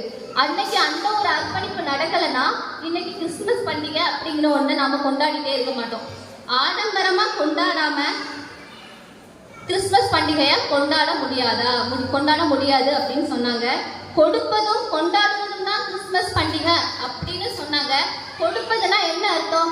கொடுப்பது அப்படிங்கிறதுல அர்ப்பணிப்புன்னு ஒரு அர்த்தம்னு இருக்கு, தெரியுமா எல்லாருக்கும்? கொடுப்பது அப்படின்னா மனமும் வந்து கொடுக்கணும், எப்போதுமே கொடுக்கறதுல. அதுலயே அர்ப்பணிப்புங்கிற ஒரு விஷயம் இருக்கு. கர்த்தருடைய வார்த்தையை பகிர்ந்து கொள்ள ஆடம்பரம் தான் தேவை அப்படின்னு சொல்லிட்டு அஜித் சொன்னாங்க. கர்த்தருடைய வார்த்தையை பகிர்ந்து கொள்ள ஆடம்பரம் தேவை அப்படின்னு சொல்லிட்டு அஜித் சொன்னாங்க. ஆனா கர்த்தருடைய வார்த்தையை பகிர்ந்து கொள்றதுக்கு கண்டிப்பான ஆடம்பரமான முறையில தான் கொண்டாடணுமா, பகிர்ந்து கொள்ளணுமா? கடவுள் சொன்னாரு, பரத்துக்கு ஏறி போகும்போது கூட சித்தர்கள்கிட்ட என்னுடைய நற்செய்திய சுவிசேஷமா எல்லாருக்கும் அறிவிங்கன்னு சொன்னாங்க. அந்த அறிவிக்கிறதுக்கு கண்டிப்பா ஆடம்பரமான முறையை தான் நம்ம தேர்ந்தெடுக்கணும்னு அவசியம் இல்லை. நார்மலா நம்ம கூட ஒர்க் பண்றவங்களுக்கு சும்மா சொன்னாலே அதை கேட்டு கடந்துருந்தாலே அதுவே ஒரு சுவிசேஷம் தான். ஆடம்பரமா கொண்டாடுறதுனால சமூகத்துல அந்தஸ்து உயருது அப்படின்னு சொன்னாங்க. சமூகத்துல அந்தஸ்துல நம்ம எப்படி இருக்கோங்கிறது முக்கியம் இல்ல, கர்த்தருடைய சமூகத்துல நம்ம எப்படி இருக்கோம் அப்படிங்கிறது தான் முக்கியம். கடவுள் தன்னையே மனுக்குலத்துக்காக அர்ப்பணித்து தன்னையே மனுக்குலத்துக்காக அர்ப்பணித்து வந்ததுனாலதான் நமது கிறிஸ்துமஸ் பண்டிகையை கொண்டாடிட்டு வரோம். இப்படி இந்த அர்ப்பணிப்பு தான் கடவுளோட அடையாளமே. அர்ப்பணிப்பு இல்லாத கிறிஸ்துமஸ் ஒரு கிறிஸ்துமஸே கிடையாது. அர்ப்பணிப்பு இல்லாத வாழ்க்கை ஒரு கிறிஸ்தவ வாழ்க்கையே கிடையாது. அவர் பிறப்பின் மேன்மை உணர்த்திடும் அர்ப்பணிப்பை ஒரு நாள் பாறையில் சிறப்பும் உலகம் ஏந்திய மகிழும் இன்னல்கள் தீர்க்கும் என்று கூறி விடைபெறுகிறேன். நன்றி, வணக்கம். அருமையா 2 கேள்வி கேட்டேன். நானும் முதல்ல அவரோட பெரியப்பாவோ அப்படின்னு நினைச்சேன். அதாவது எஸ்தர் ராஜாத்தி வந்து அரண்மனையில் இருந்தா. அரண்மனை இருந்த பொழுது ராஜாவுடைய சமூகத்தில் போறது கூட உத்தரவு கேட்க வேண்டிய சூழ்நிலை வந்துச்சு. யூத ஜனங்களுக்காக அவனிச்சுதான் முழுவதுமா அர்ப்பணிச்சார். அந்த யூத ஜனங்கள் மீட்படைவதற்கு அவர் காரணமா இருந்தார். இவரை தன்னுடைய உயிரை பொருட்படுத்தாம என்ன செய்தான், போய் ராஜாவுடைய முற்றத்தில் போய் என்ன செய்தான் நின்னா. அங்கே பெரிய ஒரு விடுதலை யூத ஜனங்களுக்கு கிடைச்சது. அர்ப்பணிப்பு மிகவும் அவசியம் அப்படின்னு சொல்லி மிக அருமையாக எடுத்து வச்சாங்க.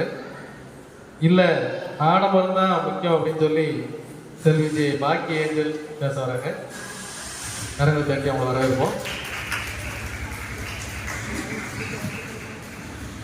அனைவருக்கும் இனிய மாலை வணக்கம்.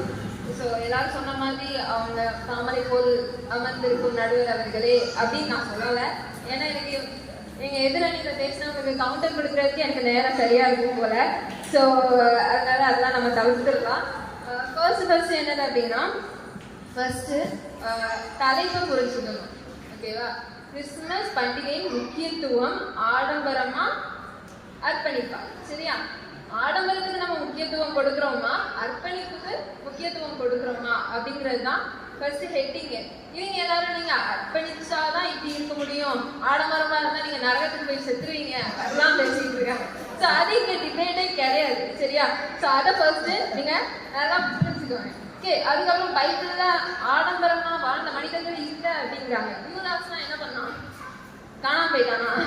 அப்ப லூசிபர் ஆடம்பரமா இருந்தானா? நரகத்துல போய் அவன் எப்படி இருக்கான்? கிங்கா தானே இருக்கான் இல்லையா? அதே மாதிரி போய் பார்த்து வந்த மாதிரி சொல்றேன். ஐயா அப்படித்தானே சொன்னாங்க, அதிபதியா இருக்கான் அப்படின்னு சொன்னாங்க. நான் சொல்லாத எதுவும் சொல்லலையே. அவங்க பார்த்து வந்தாங்கன்னு முடிவு பண்ணி.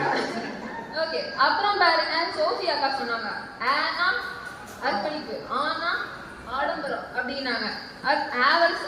முதல்ல வர்றதுனால என்னையா இது அப்பதான் எனக்கு ஹெட்டிங்ல ஃபர்ஸ்டே இதுதான் சொல்லியிருக்காங்க. ஆடம்பரமா அப்படின்னா முதலே கேட்டுருக்காங்க. ஸோ நாங்க தானே வருவோம். அவங்க பள்ளிக்கூடத்துல அது சொல்லி கொடுக்குறது நான் வந்திருக்கோமா? நாங்க படிச்சுதானே வந்திருக்கோம்.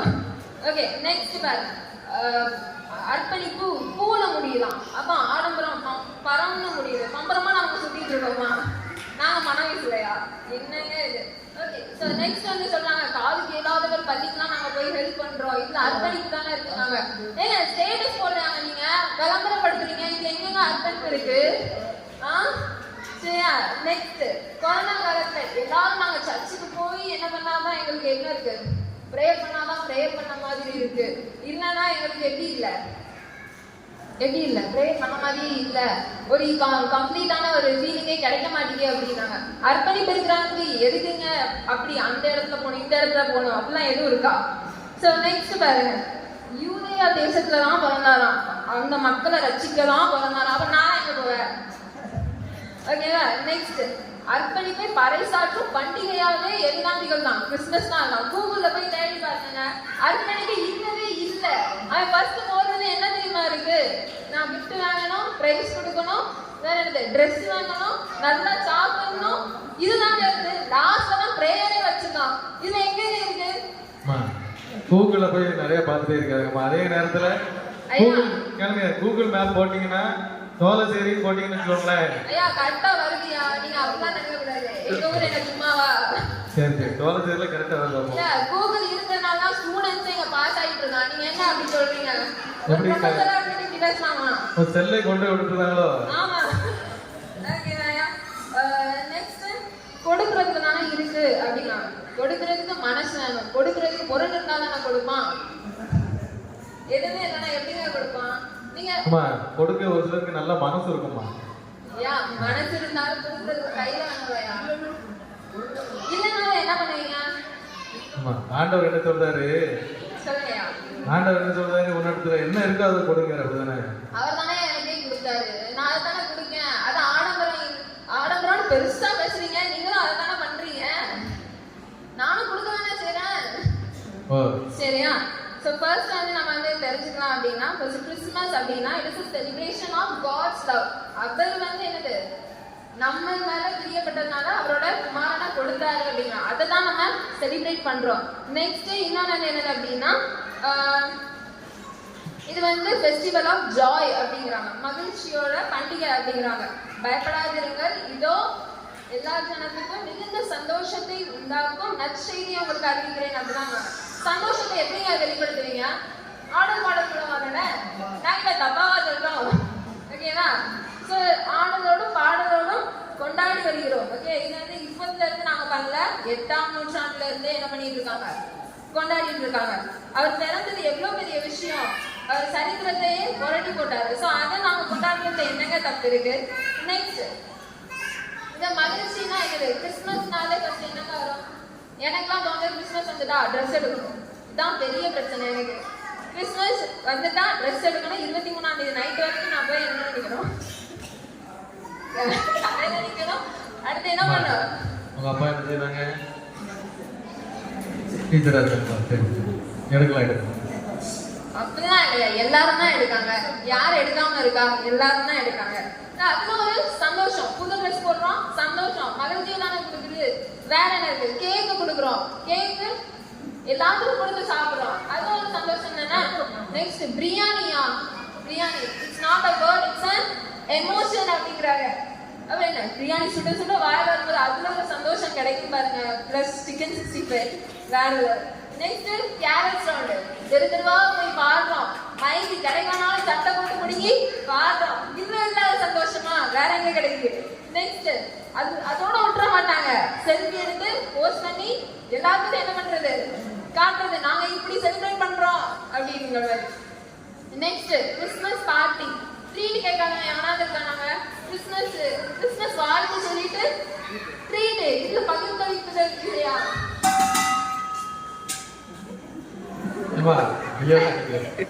ஓகேவா? சோ இந்த மாதிரி இருக்குது. மரவிழா கொண்டாடுறோம். மரவிழாவை என்ன பண்றோம்? பரிசுகளை மற்றவங்களுக்கு கொடுக்குறோம். ஓகேவா? நாங்க காசு இல்லைனாலும் காசு வாங்கியாவது என்ன பண்றோம், மற்றவங்களுக்கு கொடுத்துறோம். லாஸ்ட் டைம் ரொம்ப கஷ்டம், ஃபர்ஸ்ட் பிரைஸ் வராதவங்களுக்கு போயிட்டு அப்படின்ட்டு, அப்படி கொடுத்தாலும் வராதவங்க திருப்பி வருவாங்களா அப்படிங்கிறவங்க தான். இதுல எங்க அர்ப்பணிப்பு இருக்கு? யாரு முக்கியத்துவம் அர்ப்பணிப்பு இருக்கு எங்க கொடுக்குறீங்க நீங்க? நெக்ஸ்ட் கலை நிகழ்ச்சிகள் கேட்க வேண்டாம். அந்த இதுக்கு எங்களுக்கு இவ்வளவு கலை நிகழ்ச்சிகள் வேணும், நாங்க எங்க டேலண்ட்டை எக்ஸ்பிரஸ் பண்றோம், அதுல ஒரு மகிழ்ச்சி அந்த மாதிரி இருக்கு. கிறிஸ்துமஸ் ட்ரீங்க, கிறிஸ்துமஸ் ட்ரீ, ஸ்டார், வேற என்ன, கல்கள், சர்ச்ல கொடுக்குற டெக்கரேஷன்ஸ் எல்லாமே எதெல்லாம் கொடுக்குது, ஒரு சந்தோஷத்தை கொடுக்குது. இதெல்லாமே கிறிஸ்துமஸ் ட்ரீ வந்து கிரியேஷன் ஆஃப் காட் தான் நம்ம வந்து என்ன பண்றோம், காமிக்கிறோம். காமிக்குது, ஸ்டார் வெளிச்சத்தை கொடுக்குது. இதே மாதிரி தான் இருக்குது. ஏழைகளுக்கு உதவி செய்ததும் இருக்குது. ஓகேவா? உதவி செய்து நாங்க என்ன பண்றோம்? விளம்பரப்படுத்துறோம். அவ்வளவுதான். ஸோ நெக்ஸ்ட் வந்து இது வந்து எதுக்காக ரொம்ப ஹெல்ப்ஃபுல்லா இருக்குது அப்படின்னா, அந்த பாரம்பரியமா நம்ம இவ்வளவு நாள் கடைபிடிச்சிட்டு வந்தது இது மூலமாவது நம்மளோட புறஜாதி மக்களுக்கு தெரிஞ்சிடாதா? அவங்க வந்து என்ன பண்ணிட மாட்டாங்களா? கிறிஸ்துவ அறிஞ்சுக்கிட மாட்டாங்களா? இது ஒரு கருவியா பயன்படுது. நாங்க இப்படிதான் கொண்டாடணும்னு சொல்ல, நாங்க நற்செய்தியை பரப்புறோம்.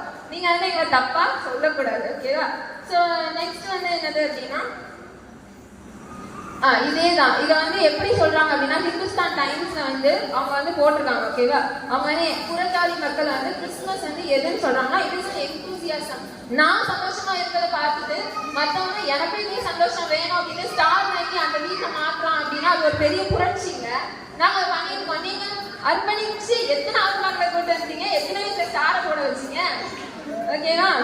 இதெல்லாம் நீங்க நினைச்சு பார்க்கணும். இப்ப நியூஸ் ஹெட்லைனே எப்படி வருதுன்னா, உலகம் முழுவதும் கிறிஸ்துமஸ் பண்டிகை கோலாகல கொண்டாட்டம் அப்படிதான் வருது.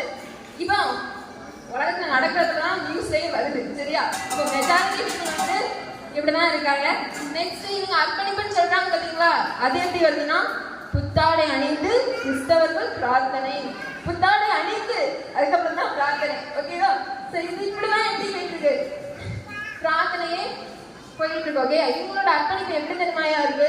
நல்லா ட்ரெஸ் பண்ணிட்டு வந்துருவாங்க. வந்துட்டு பைபிள் கொண்டு வர மாட்டாங்க, ஏன்னா டிவிலே ஓடிடும். அது நம்மளுக்கு தேவையில்ல.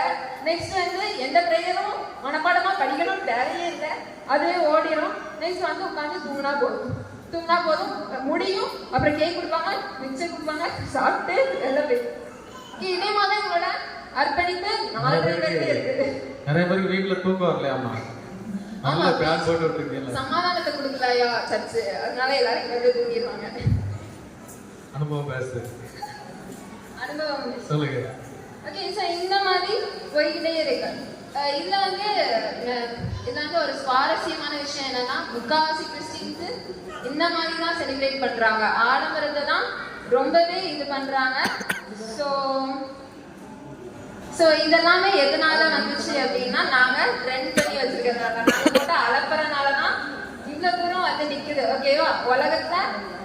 உலகத்துல இப்போ எங்க அணில இருந்து கூட சொன்னாங்க எக்கனாமிக்கலா வளருது அப்படின்னு. அமெரிக்கால பாத்தீங்கன்னா முக்கால்வாசி வியாபாரம் வந்து எப்பதான் நடக்குதான், இந்த கிறிஸ்துமஸ் பண்டிகை அப்பதான் நடக்குதான்.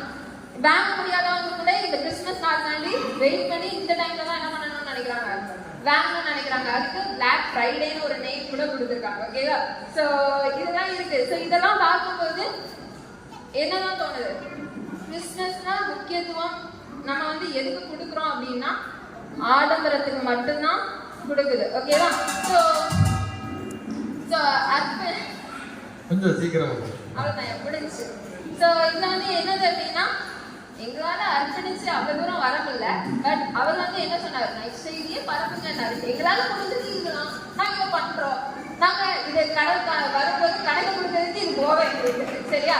ஸோ உண்மையை மட்டும் உலகத்தில் கூறி எங்களுக்கு சாதகமா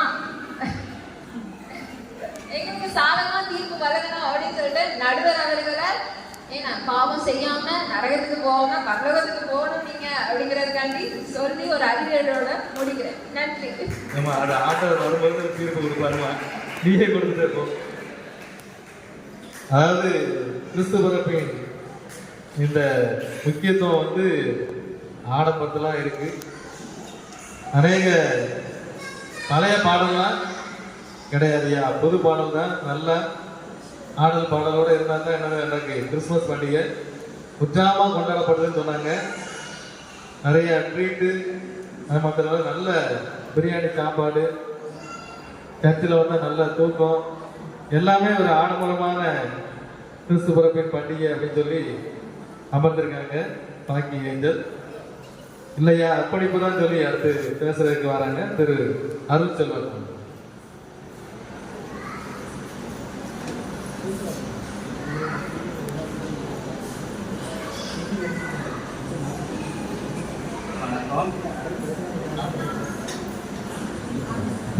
கிறிஸ்துமஸ் பண்டிகை முக்கியத்துவம் ஆடம்பரமா அல்லது அர்ப்பணிப்பா? நான் உங்கள்கிட்ட கேட்கிறேன்.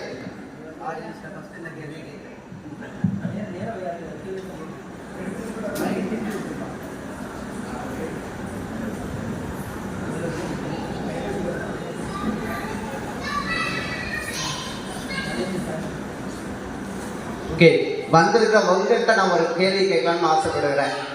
கிறிஸ்மஸ் பண்டிகையின் முக்கியத்துவம் ஆடம்பரமா அர்ப்பணிப்பா? அர்ப்பணிப்பு தான். ஏன் அப்படின்னா நம்ம சர்ச்சில் 120க்கும் மேல குடும்பங்கள் இருக்கிறது. அதாவது இப்போதைக்கு நம்ம இந்த நாளில் நம்ம சர்ச்சில் ஏகப்பட்ட குடும்பங்கள் இருக்கு. ஆனால் இங்க வந்திருக்கிற நீங்க மட்டும்தான் அர்ப்பணிச்சு வந்திருக்கிறீங்க. ஆமாவா இல்லையா? ஏன் என்னத்தை நீங்க அர்ப்பணிச்சு வந்திருக்கிறீங்க? உங்களோட டைமு, உங்களோட ஃபேமிலி, உங்களோட ஒர்க்கு, இது எல்லாத்தையும் நீங்க அர்ப்பணிச்சா வந்திருக்கிறீங்க. ஏன் எதிரணியை பார்த்து நான் கேள்வி கேட்கிறேன். நீங்க படிக்கிறவங்களும் இருக்கிறீங்க, ஒர்க் பண்றவங்களும் இருக்கிறீங்க, உங்களுக்கும் வேலைகள் இருக்கலாம். ஆனால் நீங்கள் ஏன் வந்திருக்கிறீங்க? அர்ப்பணிக்க போய் தான் வந்திருக்கிறீங்க. அர்ப்பணிக்க போய் தான் வந்திருக்கிறீங்க. அப்போ உண்மையான கிறிஸ்மஸ் முக்கியத்துவம் என்பது என்ன அப்படின்னா அர்ப்பணிப்பு தான். அடுத்து என்ன அப்படின்னா அலிசகோ சொன்னாங்க, கொடுப்பதும் கொண்டாடுவதும் தான் கிறிஸ்மஸ் அப்படின்னு அவங்களே சொல்லிட்டாங்க. ஸோ அது என்ன அப்படின்னா அந்த கொடுக்கணும்னு சொன்னாங்க. அது எப்போங்க கொடுக்க முடியும்? நீங்க எப்போ கொடுப்பீங்க? நீங்களே சொல்லுங்க பார்க்கலாம். அர்ப்பணிக்கும் போது தான் கொடுப்பீங்க. ஏன் அப்படின்னா என்கிட்ட இப்போ ஒரு 100 ரூபாய் இருக்கு அப்படின்னா நான் ஒருத்தருக்கு காசு கேட்குறாரு அப்படின்னா அவருக்கு கொடுக்கணும்னு ஆசைப்படுறேன் அப்படின்னா என் மைண்டில் அந்த எண்ணம் வரணும். அவருக்கு கொடுக்கணும், அவர் கஷ்டப்படுறாரு, அவர் ஏதோ ஒரு தேவையில் இருக்கிறாரு, அதை நான் புரிஞ்சுக்கிட்டு நான் அர்ப்பணிக்கணும். அர்ப்பணிச்சாதான் கொடுக்க முடியும். கரெக்டா நீங்க சொன்னீங்க, கொடுப்பதும் கொண்டாடுவதும். அப்ப அர்ப்பணிச்சு அர்ப்பணிச்சாதான் நம்ம கொடுக்க முடியும். அடுத்து தங்கத்தை உண்டான பேசினாங்க, கேக்லாம் வாங்குறாங்க, வெடிலாம் கொண்டாடு, இதெல்லாம் ஆடம்பரம் சொன்னாங்க. ஓகே, அடுத்த உள்ளவங்க சொன்னாங்க கிறிஸ்மஸ், அதேமா ஏஞ்சல் பேசிப்பான்னு நினைக்கிறேன், கிறிஸ்மஸ் டைம் தான் அதிகமா வெடி இந்த கேக்கெல்லாம் சேல்ஸ் ஆகுது அப்படின்னு சொன்னாங்க. அதாவது எக்கனாமிக்கல் லெவல்ல இதுதான் அதிகமாக செயல்படுது, எக்கனாமிக்கல் லெவல்ல இதுதான் கிறிஸ்மஸ் தான். அப்போ ஆடம்பரம் தான் முக்கியம் சொன்னாங்க. ஏன் தெரியுமா? நீங்க 1 கிலோ கேக் வாங்குறீங்க அப்படின்னா 1 கிலோ கேக்கை உங்களால சாப்பிட முடியுமா? பிறகு நீங்க கொடுக்குறீங்க. அப்போ என்ன அப்படின்னா அந்த அர்ப்பணிப்புங்கிறது என்ன அப்படின்னா நம்ம பிறருக்கு கொடுக்கணும். அப்போ பிறருக்கு கொடுக்கணுங்கிற மைண்ட் உங்களுக்கு இருக்க போய் தான் நீங்க உங்க ஃப்ரெண்ட்ஸை கூப்பிட்டு எல்லாம் பண்றீங்க, செலிப்ரேட் பண்றீங்க. ஏசு என் உள்ளத்துல பிறந்திருக்கார், உங்களோட உள்ளத்துல பிறக்கணும் அப்படிங்கிறதுக்காக நம்ம பண்றோம். சரி, அதாவது உண்மையான கிறிஸ்மஸ் என்பது என்ன? அதாவது கிறிஸ்மஸ் முக்கியத்துவம் என்ன அப்படின்னா ஏசு எப்பங்க பிறப்பாரு? நீ வெடி போட்டா பிறந்துருவாரா? அல்லது நீ நல்லா ட்ரெஸ் போட்டு சர்ச்சுக்கு வரீங்க, ஏசு உள்ளத்துல பிறந்துருவாரா? அல்லது கேக் வாங்கி நீ 10,000 பேருக்கு கொடுத்துட்ட, அல்லது 1,00,000 பேருக்கு கொடுக்குற, ஏசு உள்ளத்துல பிறப்பாரா? இல்லைங்க. ஏசு எப்போ உள்ளத்துல பிறப்பார் அப்படின்னா நீ அர்ப்பணிச்சு மற்றவங்களுக்கு கொடுக்கும் பொழுதுதான் ஏசு உள்ளத்துல பிறப்பார். நீ மற்றவங்களுக்கு கொடுக்காம நீ உனக்கு தானே வச்சிருக்க ஆடம்பரமா அப்படி இருந்த அப்படின்னா ஏசு உள்ளத்துல பிறக்க மாட்டாங்க. அடுத்து நம்ம ஏஞ்சல் சொன்னாங்க, நிறைய சொன்னாங்க. என்னோட பாயிண்ட் நான் பேச வரணும், அதுக்காக ஒரு சில பாயிண்டை மட்டும் சொல்றேன். ஆடல் பாடல் என்பது ஆடம்பரம் அல்ல. ஆடல் பாடல் என்பது ஒரு அர்ப்பணிப்பு தான். ஏன்னா நம்ம ஒர்ஷிப் பண்றோம், அந்த ஒர்ஷிப்பை நம்ம ஆடம்பரம் சொல்ல முடியுமா? சொல்லுங்க பார்க்கலாம். ஒர்ஷிப் பண்றீங்க, ஆராதனை பண்றீங்க, அந்த டைம்ல நம்ம பாடல் பாடுறோம், தன்னே மறந்து தெய்வத்துக்கு அர்ப்பணிக்கிறோம், இயேசுக்கு அர்ப்பணிக்கிறோம். அப்ப நம்ம அந்த அர்ப்பணிக்கும் போது என்ன வரும் அப்படின்னா நம்ம அது நம்மை முழுவதுமாக கடவுளை ஒப்படைக்கிறோம். ஸோ அது ஆடல் பாடல் என்பது ஆடம்பரம் அல்ல. அது ஆடல் பாடல் என்பது ஒரு விதமான அர்ப்பணிப்பு தான். அடுத்து சொன்னாங்க, இன்னைக்கு உள்ள சமுதாயம் அதைத்தான் ரொம்ப விரும்புறாங்க. ஐயா, சமுதாயம் விரும்பினாலும் கடவுள் எதை விரும்புகிறார்? ஏசு எதை விரும்புகிறார்? சமுதாயத்துக்காக வாழ்த்தோம் அப்படின்னா நான் அதை சொல்ல விரும்பல, தேவன் அறிவார். நம்ம சமுதாயத்துக்காக வாழக்கூடாது, தேவனுக்காக வாழ வேண்டும். நம்ம அர்ப்பணிக்கும் போதுதான் அந்த இது நடக்கும். அடுத்து சொன்னாங்க, நம்ம உங்க எல்லாருக்கும் தெரியும், நம்ம சர்ச்சில் இருந்து எங்கள் டீம்ல இருந்து சொன்னாங்க, சர்ச்சில் இருந்து டிசம்பர் முதல் வாரம் நம்ம போறோம், அது போறோம், நம்ம செய்யறோம், அது ஆடம்பரம்னு சொன்னாங்க. அடுத்து என்ன அப்படின்னா ஸ்டேட்டஸ்லாம் வைக்கிறேன்னு சொன்னாங்க. ஸ்டேட்டஸ் யாங்க வைக்கிறோம்? எங்க சர்ச்சில் இப்படி பண்றோம், நீங்க உங்க சர்ச்சில் பண்ணுங்க அப்படின்னு மற்றவங்களுக்கு நம்ம சொல்றது விதமா நம்ம வைக்கிறோம். ஏன்னா நம்ம டைரக்டா போய் நம்ம ஃப்ரெண்ட்ஸ்லாம் பார்த்து பேச முடியாது. ஃப்ரெண்ட்ஸு வெளி மாநிலத்தில் இருப்பாங்க, வெளியூர்ல இருப்பாங்க, அப்ப வெளியே அதாவது வேற இடங்கள்ல இருப்பாங்க, வேற நாடுகள்ல. நம்மளோட ஃப்ரெண்ட்ஸு, உங்க ஃப்ரெண்ட்ஸ் சர்க்கிள். ஸோ அவங்களுக்கு நீங்க என்ன சொல்றீங்க அப்படின்னா இந்த கிறிஸ்மஸ் முக்கியத்துவம் அர்ப்பணிப்பு தான் அப்படின்னு நாங்க எங்க சர்ச்சில் செயல்படுத்துறோங்கிறத ஸ்டேட்டஸ் மூலமா வைக்கிறீங்க. அடுத்து என்ன அப்படின்னா பகிர்ந்தளிக்கணும்னு சொன்னாங்க ஏஞ்சல். அந்த பகிர்ந்தளிப்புங்கிறது எப்போ வரும்? ஒருத்தர் கொடுக்கணும்னு நினைச்சா தான் வரும். ஸோ ஸோ அப்போ அந்த அர்ப்பணிப்பு இருக்கும்போது தான் வரும். அடுத்து நம்ம எல்லாருக்கும் தெரியும், நம்ம கடந்த கரண்ட் ரவுண்ட் அன்னைக்கு நீங்கள் எல்லாரும் அறிஞ்சீங்க, நம்ம குருவானவர் கூடயும் சபையுடைய கூடயும் ஃபுல்லாக நின்று பாட்டு பண்ணது யாரு? அவங்க தான். ஐயா கவனிச்சுக்கோங்க, அவங்க ஏன் நின்று பாட்டு பாடினாங்க? ஃபுல்லாக தண்ணி அர்ப்பணிக்க போய் தான் நின்னாங்க, ஆடம்பரத்துக்காக நிக்கலையே. இல்ல நான் சொல்றேன், இதுதான் நான் ரிமைண்ட் பண்றேன். எப்படியா சண்டை போட்டாலும் வாங்கி பாட்டு இருந்தாலும் நான் ரிமைண்ட் பண்றேன் திரும்ப. அப்பா அது ஆடம்பரம் இல்லைங்க, அர்ப்பணிக்கும் போதுதான். கிட்டத்தட்ட 7 மணிக்கெல்லாம் வந்திருப்பாங்க. எஃப்சிலாம் ஃபர்ஸ்ட் எங்க வீடு தான் ஸ்டார்ட் ஆச்சு. அப்போ அந்த டைம் எஃப்சி உள்ள வந்தா. அப்போ என்ன அப்படின்னா ஸ்டார்டிங்ல இருந்து எண்டிங் வரைக்கும் ஃபுல்லா அந்த வாலிப பிள்ளைகள் இருந்து பாடுறாங்க அப்படின்னா அது யாருக்காக பாடுறாங்க? தேவனுக்காக அர்ப்பணிக்க போய் தான் நீங்க வந்து பாடுனீங்க. சரி, இப்போ என்னோட பாயிண்ட் நான் வரேன், சீக்கிரம் முடிச்சிருவேன். மகிமையின் கிரீடத்திலிருந்து மனிதனின் சரீரத்திற்கு இயேசு இறங்கியது தந்தைக்கு தன்னை அர்ப்பணித்ததின் அடையாளம். தூய்மையின் வழி நடந்த அன்னை மரியாள் கன்னியாய் தாயாக தயாரானது பரமனுக்கு தன்னை அர்ப்பணித்ததின் அடையாளம். வானத்தில் கேட்ட கானத்தில் இடையர்கள் தொழுவம் தேடி திரிந்தது அர்ப்பணிப்பின் அடையாளம். சந்தேகத்தின் நகைக்கீரல்களாய் நங்கையை நசுக்காமல் கனவின் குரல் கேட்டு யோசேப்பும் மரியாதை ஏற்றது அர்ப்பணிப்பின் அடையாளம். நாணியராய் இருந்தாலும் வெளிச்சத்தின் விரல் பிடித்து அரசரை தேடி அலைந்தது அர்ப்பணிப்பின் அடையாளம். வானின் நீளத்தை அதிகமாக்கி ஒளியின் தூரத்தை விசலமாக்கிய விண்மீன்கள் அர்ப்பணிப்பின் அடையாளம். அலையா விருந்தாளிகளாம் மரியாள் குடும்பத்தை அசைவோட்டு வரவேற்ற கால்நடைகள் அர்ப்பணிப்பின் அடையாளம். இதெல்லாம் நான் யார் சொல்றேன் அப்படின்னா, இயேசு பிறந்த பொழுது எல்லாருமே அர்ப்பணிச்சாங்க. மெய்ப்பர்கள் வந்தாங்க, அரசர்கள் வந்தாங்க, எல்லாருமே அர்ப்பணிக்க போய் தான் வந்தாங்க. அர்ப்பணிக்கல அப்படின்னா வந்திருக்க மாட்டாங்க. ஈவன் கால்நடைகள் கூட வந்தாங்க. நம்ம எல்லாருக்குமே தெரியும், குடியெல்லாம் வச்சிருப்பீங்க. அது குடியில் ஏன் வைக்கிறோம்? நம்ம ரிமைண்ட் பண்றோம். அடுத்து என்ன அப்படின்னா, கரங்களை நழுவாத களிமண்ணாய் கர்த்தரின் கரங்கள் நம்மையே முழுவதும் அர்ப்பணிப்பதாங்க கிறிஸ்துமஸின் அடையாளம் அப்படின்னு நம்ம பார்க்குறோம். அடுத்து என்ன அப்படின்னா, சாண்டா பற்றி அவங்களே சொன்னாங்க. என்ன சொன்னாங்க அப்படின்னா, அவங்க ஹெல்ப் பண்ணாங்க அப்படின்னு. அவர் சாண்டா, அதாவது அந்த நிக்கோலஸ் கிபி 3ஆம் நூற்றாண்டுல உதவி செஞ்சாங்க. ஏன் உதவி செஞ்சாரு? அர்ப்பணிக்க போய் தான். அதாவது ஒரு சின்ன இன்சிடென்ட் நடந்தது. ஒரு ஏழை முதியவருக்கு 3 பெண் குழந்தைகள். கிபி 3ஆம் நூற்றாண்டில் நடந்த உண்மை சம்பவம். அந்த ஏழை முதியவருக்கு 3 பெண் குழந்தைகள். 3 பெண் குழந்தைகளுக்கும் மேரேஜ் எப்போ டிசைட் பண்றாரு அப்படின்னா டிசம்பர் மாதத்துல டிசைட் பண்றாங்க. ஸோ அந்த இடத்துல கடும் குளிரா இருக்கு, யாருமே அவங்களுக்கு ஹெல்ப் பண்ண வரல. ஆனா அந்த சாண்டா கிளாஸா இருந்த நிக்கோலஸ் என்பவர் என்ன பண்ணாங்க, கடுங்குளிரை பார்க்காம தன்னையே முழுவதுமாக அர்ப்பணிச்சு என்ன செஞ்சார் அப்படின்னா அவர் ஹெல்ப் பண்ணாரு. ஸோ அவருக்கு ஹெல்ப் பண்ணாங்க, நம்மளும் பண்ணணும் அப்படிங்கிறதுக்காக ஒவ்வொரு வருடமும் இப்போ கிபி 21ஆம் நூற்றாண்டுல நம்ம இருக்கிறோம். 3ஆம் நூற்றாண்டுல இருந்து 21ஆம் நூற்றாண்டு வரைக்கும் நம்ம என்ன செய்யறோம்? அவர் நிக்கோலஸை நினைவுகிறோம். ஏன் நினைவு கூறுகிறோம் நிக்கோலஸை? அவரை போல நம்மளும் அர்ப்பணிக்கணும் அப்படின்னு தான் நம்ம நினைவு கூறுறோங்க. அது ஆடம்பரம் அல்லங்க. அடுத்த ஒண்ணு, ஒவ்வொரு ஆண்டும் ஆடம்பரமாய் கிறிஸ்துமஸ் கொண்டாடுவதுதான் முக்கியம் என்று சொல்கிற எதிரணியை நன்றாக கேளுங்கள். ஒவ்வொரு நாளும் கிறிஸ்துவின் ஐக்கியத்தில் நம்மை அர்ப்பணித்து வாழ்வதே உண்மையான கிறிஸ்துமஸ் கொண்டாட்டம் என்று என்னுடைய உரையை முடித்துக் கொள்கிறேன். நன்றி. அருள்செல்வன் ஆசிரியர் அவங்க மிக அருமையாக சொன்னாங்க. இயேசு கிறிஸ்து அர்ப்பணிப்பின் அடையாளம் மரியாள், யோசேப்பு, மென்மேன்கள் என்று சொல்லி சாண்டா கிளாஸ் பற்றி சொன்னாங்க. நிக்கோலஸ் அப்படிங்கிறவர் என்ன பண்ணாருன்னா, தன்னுடைய சொத்துக்கள் எல்லாத்தையும் விற்று என்ன பண்ணாரா, எல்லாருக்கும் உதவி செய்தாரா. அதனால தான் அவரை ஞாபகப்படுத்துகிற விதமாக அந்த ரெட் கலர் ஆடை அணிந்து என்ன செய்கிறாங்க, கிறிஸ்மஸ் தாத்தாவா உலகம் முழுசும் என்ன செய்கிறாங்க, அவர் அடையாளப்படுத்தியிருக்காங்க. காரணம் அவர் தன்னுடைய எல்லாத்தையும் விற்று ஏழைகளுக்கு கொடுத்தாரா. இது 3ஆம் நூற்றாண்டில் நடைபெற்ற காரியம். 3ஆம் நூற்றாண்டுனா கிறிஸ்து பிறந்து 300 ஆண்டுகளுக்கு பிறகு. சரி இல்லையா அப்படின்னு சொல்லி ஆடம்பரம் தான் கிறிஸ்துமஸ் பண்டிகையுடைய முக்கியத்துவம் அப்படின்னு கடைசியா இறுதி கருத்தாக சபையுடைய திரு நங்க ஜபகுமார் அவர்கள்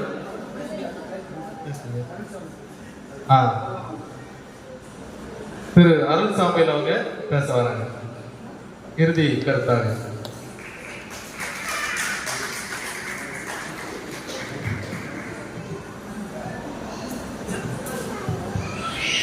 இங்கு பேசுவதற்கு வாய்ப்பு தந்த தேவனுக்கும் சுவான அவர்களுக்கும் சபை ஊழியருக்கும் கிறிஸ்மஸை மிகவும் ஆடம்பரமாக கொண்டாடி கொண்டிருக்கும் எதிரடியினருக்கும் என்னுடைய அணியினருக்கும் சபை மக்களுக்கும் அன்பு நடு ஐயாவுக்கும் என்னுடைய அன்பான மாலை வணக்கத்தையும் வாழ்த்துதலையும் தெரிவித்துக் கொள்கிறேன்.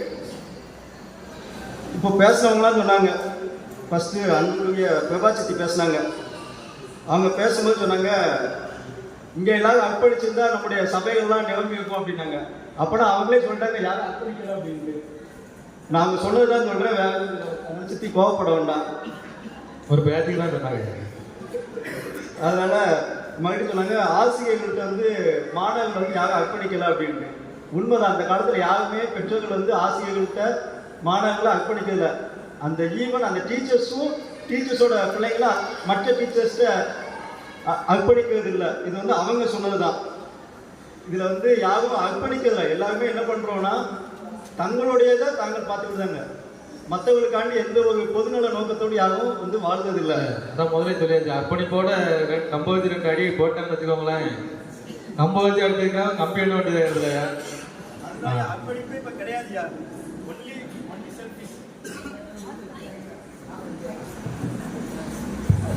எல்லாருமே வந்து ஆடம்பரம் மட்டும்தான் இப்போ போயிட்டு இருக்கு. சோபியா சொன்னாங்க, அதுக்கான சகோதரி, தேவையானதை தாண்டி எதை செய்தாலும் அது ஆடம்பரம். இப்போ நம்ம கையில் ஒரு வாட்ச் போடுறோம், அது நார்மலாக மணி பார்க்கறதுக்கு வாட்ச்.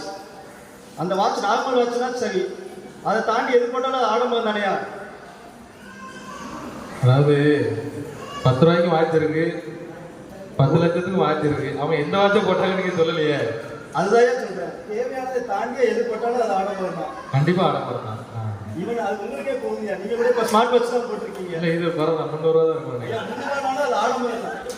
ஸ்மார்ட் வாட்ச் இருக்குது, அது ஆடம்பரம் தான். பரவாயில்ல, வந்தோடனே இதுக்கு ஒரு மதிப்பு போட்டிருக்கீங்க. ஆமாய்யா,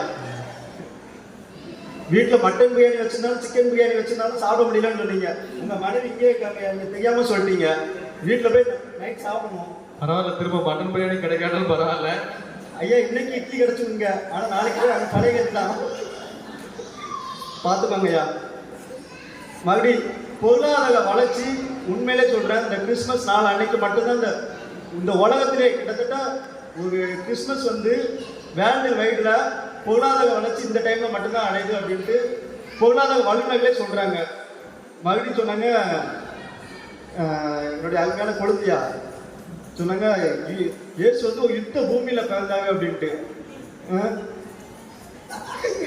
அதுக்கு முன்னாடி வந்து அது யுத்த பூமியா இருந்துச்சா அப்படின்னு அவங்க கொஞ்சம் வரலாறு திருப்பி பார்க்கணும். யூதேயா தேசம் வந்து மொதல் தேசமே கிடையாது. அப்போ மறுபடி எல்லாருமே சொன்னாங்க, பிரபாசிக்கலாம் சொன்னாங்க, இயேசு வந்து தேவன் வந்து இயேசுவை அர்ப்பணித்தாங்க அப்படின்னாங்க. உண்மைதான், இயேசு எல்லாருமே அர்ப்பணிச்சார். அவர் 7 கோலம் எடுத்தார், அது எல்லாமே உண்மைதான். இன்னைக்கு தலைப்பு என்னது? கிறிஸ்துமஸ் பண்டிகை வந்து அர்ப்பணிப்பா இல்ல ஆடம்பரமா தான்.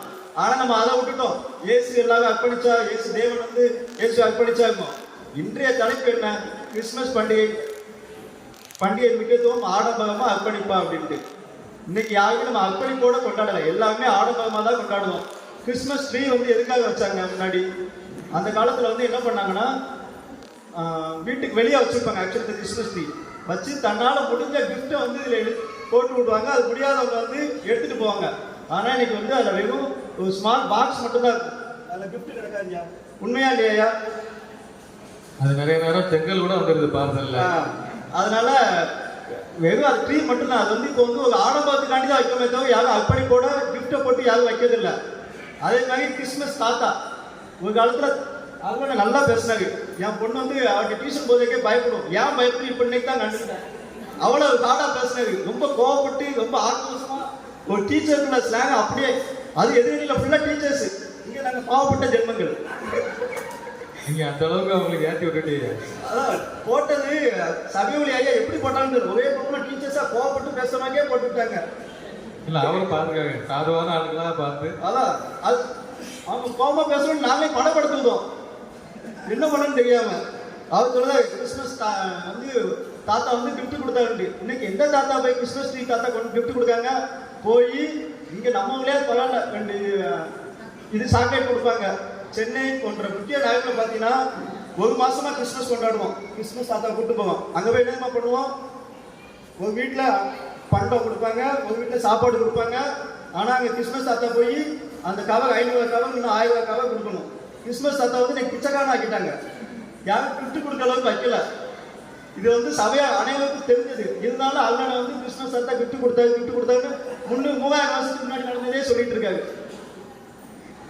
அதனால இன்றைய காலத்துல என்ன நடக்கு, கிறிஸ்துமஸ் பண்டிகை என்ன நடக்கு, உண்மையை மட்டும்தான் பேசணும். ஏன்னா இங்க எல்லாருமே பைபிள் வாசிக்கக்கூடியவங்க உண்மையை மட்டும்தான் பேசுவாங்க. ஐயரும் இன்னைக்கு நடுவரும் வந்து உண்மையை மட்டும்தான் பேசுவாங்கன்னு எனக்கு தெரியும். ஆமா, உண்மையை மட்டும்தான் பேசுவீங்கன்னு தெரியும். நான் இது வரைக்கும் எதுவுமே எடுக்காம வந்தேன், நல்லவேளை எதுவுமே எடுக்கல. ஏன்னா எங்களுக்கு எதுக்கிட்டையுமே எங்களுக்கு சப்போர்ட் பண்ணி தான் பேசினாங்க. ஏன்னா அவங்களே எல்லாருமே சொல்லிட்டாங்க, யாருமே அர்ப்பணி கூட இல்லை, நாங்க எல்லாருமே ஆடம்பரமா தான் இருக்கோம், நடுவர் இன்னைக்கு ஆடம்பரமா தான் வந்திருக்காரு அப்படின்னு எல்லாருமே சொல்லிட்டாங்க. அதனால நான் எதுக்காட்டி தேவையில்லாம எடுத்து எழுதிட்டு வரணும்னு நினைச்சேன். முதல்ல வந்த உடனே நீ ஃபுல்லா வாட்ச் பண்ணியிருக்காரு, எதெல்லாம் சொல்லலாம் அப்படின்னு. அதனால ஐயா நீங்க எங்க டீம் ஆளுக்கு எல்லாருமே பாத்தீங்கன்னா 5 நிமிஷத்துக்கு முன்னாடியே முடிச்சிட்டாங்க. எதிரடினா தான் 8 நிமிஷம் பேசினாங்க. அதனால எங்களுக்கு கூட 2 நிமிஷம் கொடுக்கணும். அதனால மணி அடிக்கணும் ஐயா, சரிதானா?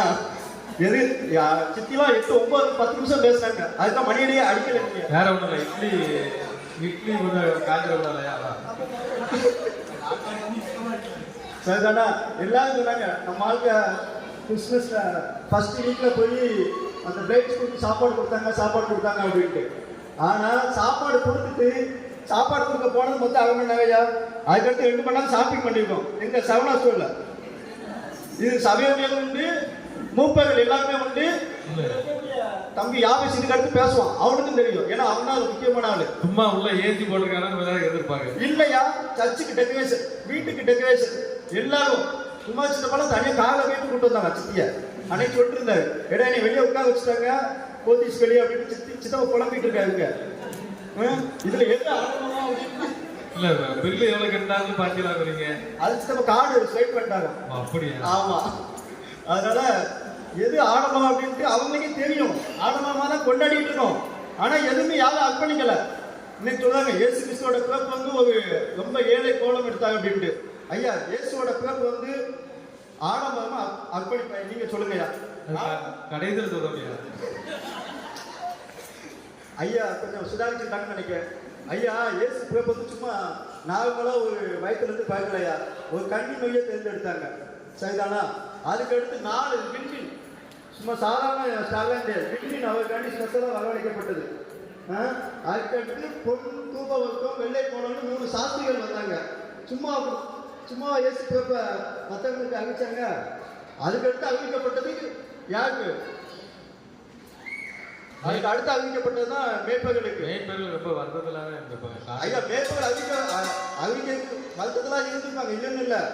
ஆனா அன்னைக்கே அது ஆடம்பரமா ஆயிடுச்சுன்னு தான் நான் சொல்றேன், சரிதானா? அன்னைக்கே பொண்ணு தூபவர்க்க வெள்ளை போல எல்லாமே அது ஆடம்பரத்தோட அடையாளம் தான், சரிதானா? அதனால அந்த காலத்துல இருந்து இயேசு பிறப்பிலிருந்து இன்று வரை அது ஆடம்பரம் தான், சரிதானா? அது எந்த ஒரு மாற்று கருத்தும் கிடையாது. இயேசு கிறிஸ்து பிறந்த நாளில இருந்து இது வரைக்கும் மக்கள் எல்லாரும் கிறிஸ்துவின் பண்டிகை கொண்டாடுறது வெறும் அர்ப்பணிப்போட மட்டும் இல்லை. ஏன்னா அர்ப்பணிப்போட இருந்தா இன்னைக்கு இந்த ஃபுல்லா நிரம்பி இருக்கும் அப்படின்னு சுத்தி ரொம்ப வருத்தப்பட்டாங்க. இது நிரம்பக்கூடிய அளவுக்கு நம்ம எல்லாரும் அர்ப்பணிப்போட வாழவும், சரிதானா? ஆனா இது வரைக்கும் வாழ்ந்துட்டு இருக்கிறது ஆடம்பரம் தான். அந்த ஆடம்பரத்தின் மூலமா நம்ம அர்ப்பணிச்சுக்கிட்டோம்னா இந்த இதெல்லாம் நிரம்பிடும், சரிதானா? ஓகே, கொடுத்த வாய்ப்புக்கு நன்றி. ஐயா நல்ல முடிவா இந்த தடவை எங்க ஒரு 6 வருஷமா பேசி தோல்வியை சந்திச்சிருக்காங்க அவரு. இந்த தடவை அவருக்கு நீங்க வெற்றியை கொடுக்கணும். அவர் வெற்றி கொடுத்தாதான் அவருக்கு வந்து கிளம்புவாரு, இல்லைன்னா அவரு பரவாயில்ல பார்க்கலாம், பேரெல்லாம் கிடைக்குது, சரிதானையா? இங்க அவர் தனி ரூம் கொடுத்துருக்காங்க, அதுக்காண்டி அவருக்கு தனி ரூம் கொடுத்துருக்காங்க. இந்த வருஷம் வந்து அது வீட்டுக்கு போகணும், அதுக்காண்டி நீங்க இந்த வருஷம் நல்ல முடிவு அறிவிங்க. ஐயா சீக்கிரம் வீட்டுக்கு போக ஏற்பாடு பண்ணணும், சரிதானா? நம்முடைய வாழ்க்கை எதுல இருக்கு? இன்னைக்கு எல்லாருமே ட்ரெஸ் போடணும், ஆடம்பரம் தான், அது எந்த ஒரு குறையும் கிடையாது. ஸ்டாக் ஒரு வீட்டுல ஒரு ஸ்டாக்கு 5 ஸ்டாக் வந்து விடணும். இதுல இருக்க எல்லா வீட்லயுமே ஸ்டாக் வந்து விடுது, சீரியல் போடுது.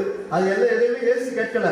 ஆனா நாம பண்றோம், அது எது ஆடம்பரத்தின் மூலமா தான் மற்றவர்களுக்கு காட்டுறதுக்காண்டி அது பண்றோமே தவிர அர்ப்பணிப்போட பண்ணல. அர்ப்பணிப்போட தான் என்ன பண்ணிருப்போம், ஏழைகளுக்கு போய் உணவு கொடுத்துருப்போம், அன்னைக்கு கிறிஸ்மஸ் அன்னைக்கு யாரும் வீட்டில் பிரியாணி பண்ணியிருக்க மாட்டேயா. நீங்க கூட உங்க வீட்டில் பிரியாணி பண்ணீங்க. அது எதனால? அர்ப்பணிப்போடையா? ஆடம்பரத்தினால தான். அதனால இந்த காலத்துல ஆடம்பரம் மட்டும்தான் என்பதை மீண்டும் உறுதியாக சொல்லி அந்த ஆடம்பரமே என்று நீங்கள் எங்களுக்கு சொல்லணும்ட்டு சபை மக்களும் அதை தான் எதிர்பார்த்துட்டு இருக்காங்க. ஏன்னா அவங்களும் தப்பாயிடுவாங்க. ஆடம்பரமே பேச அணில ஒரு மிரட்டல் தொழிலே பேசுறீங்க. இல்லையா, அவங்களும் தப்பாயிடுவாங்க. அதுக்காண்டி தான், வேற ஒன்றும் இல்லை. நன்றி.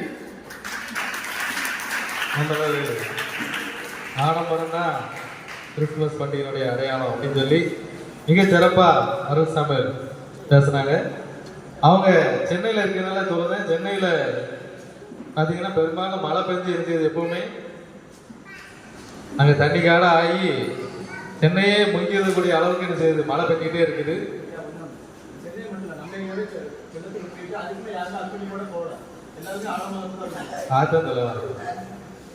அதே போல பார்த்தீங்கன்னா இப்போ நம்ம தென்காசி, திருநெல்வேலி, தூத்துக்குடி, கன்னியாகுமரி யாரும் என்ன செய்யுது, மழையால் என்ன செய்யுது, நிரப்பப்பட்டு அப்படித்தானே. அதனால நீங்க சென்னையில சொன்ன காரியம் இங்க திருநெல்வேலி இருக்குங்கன்னு சொல்ல வரேன். சிறப்பாக பேசுறாங்க.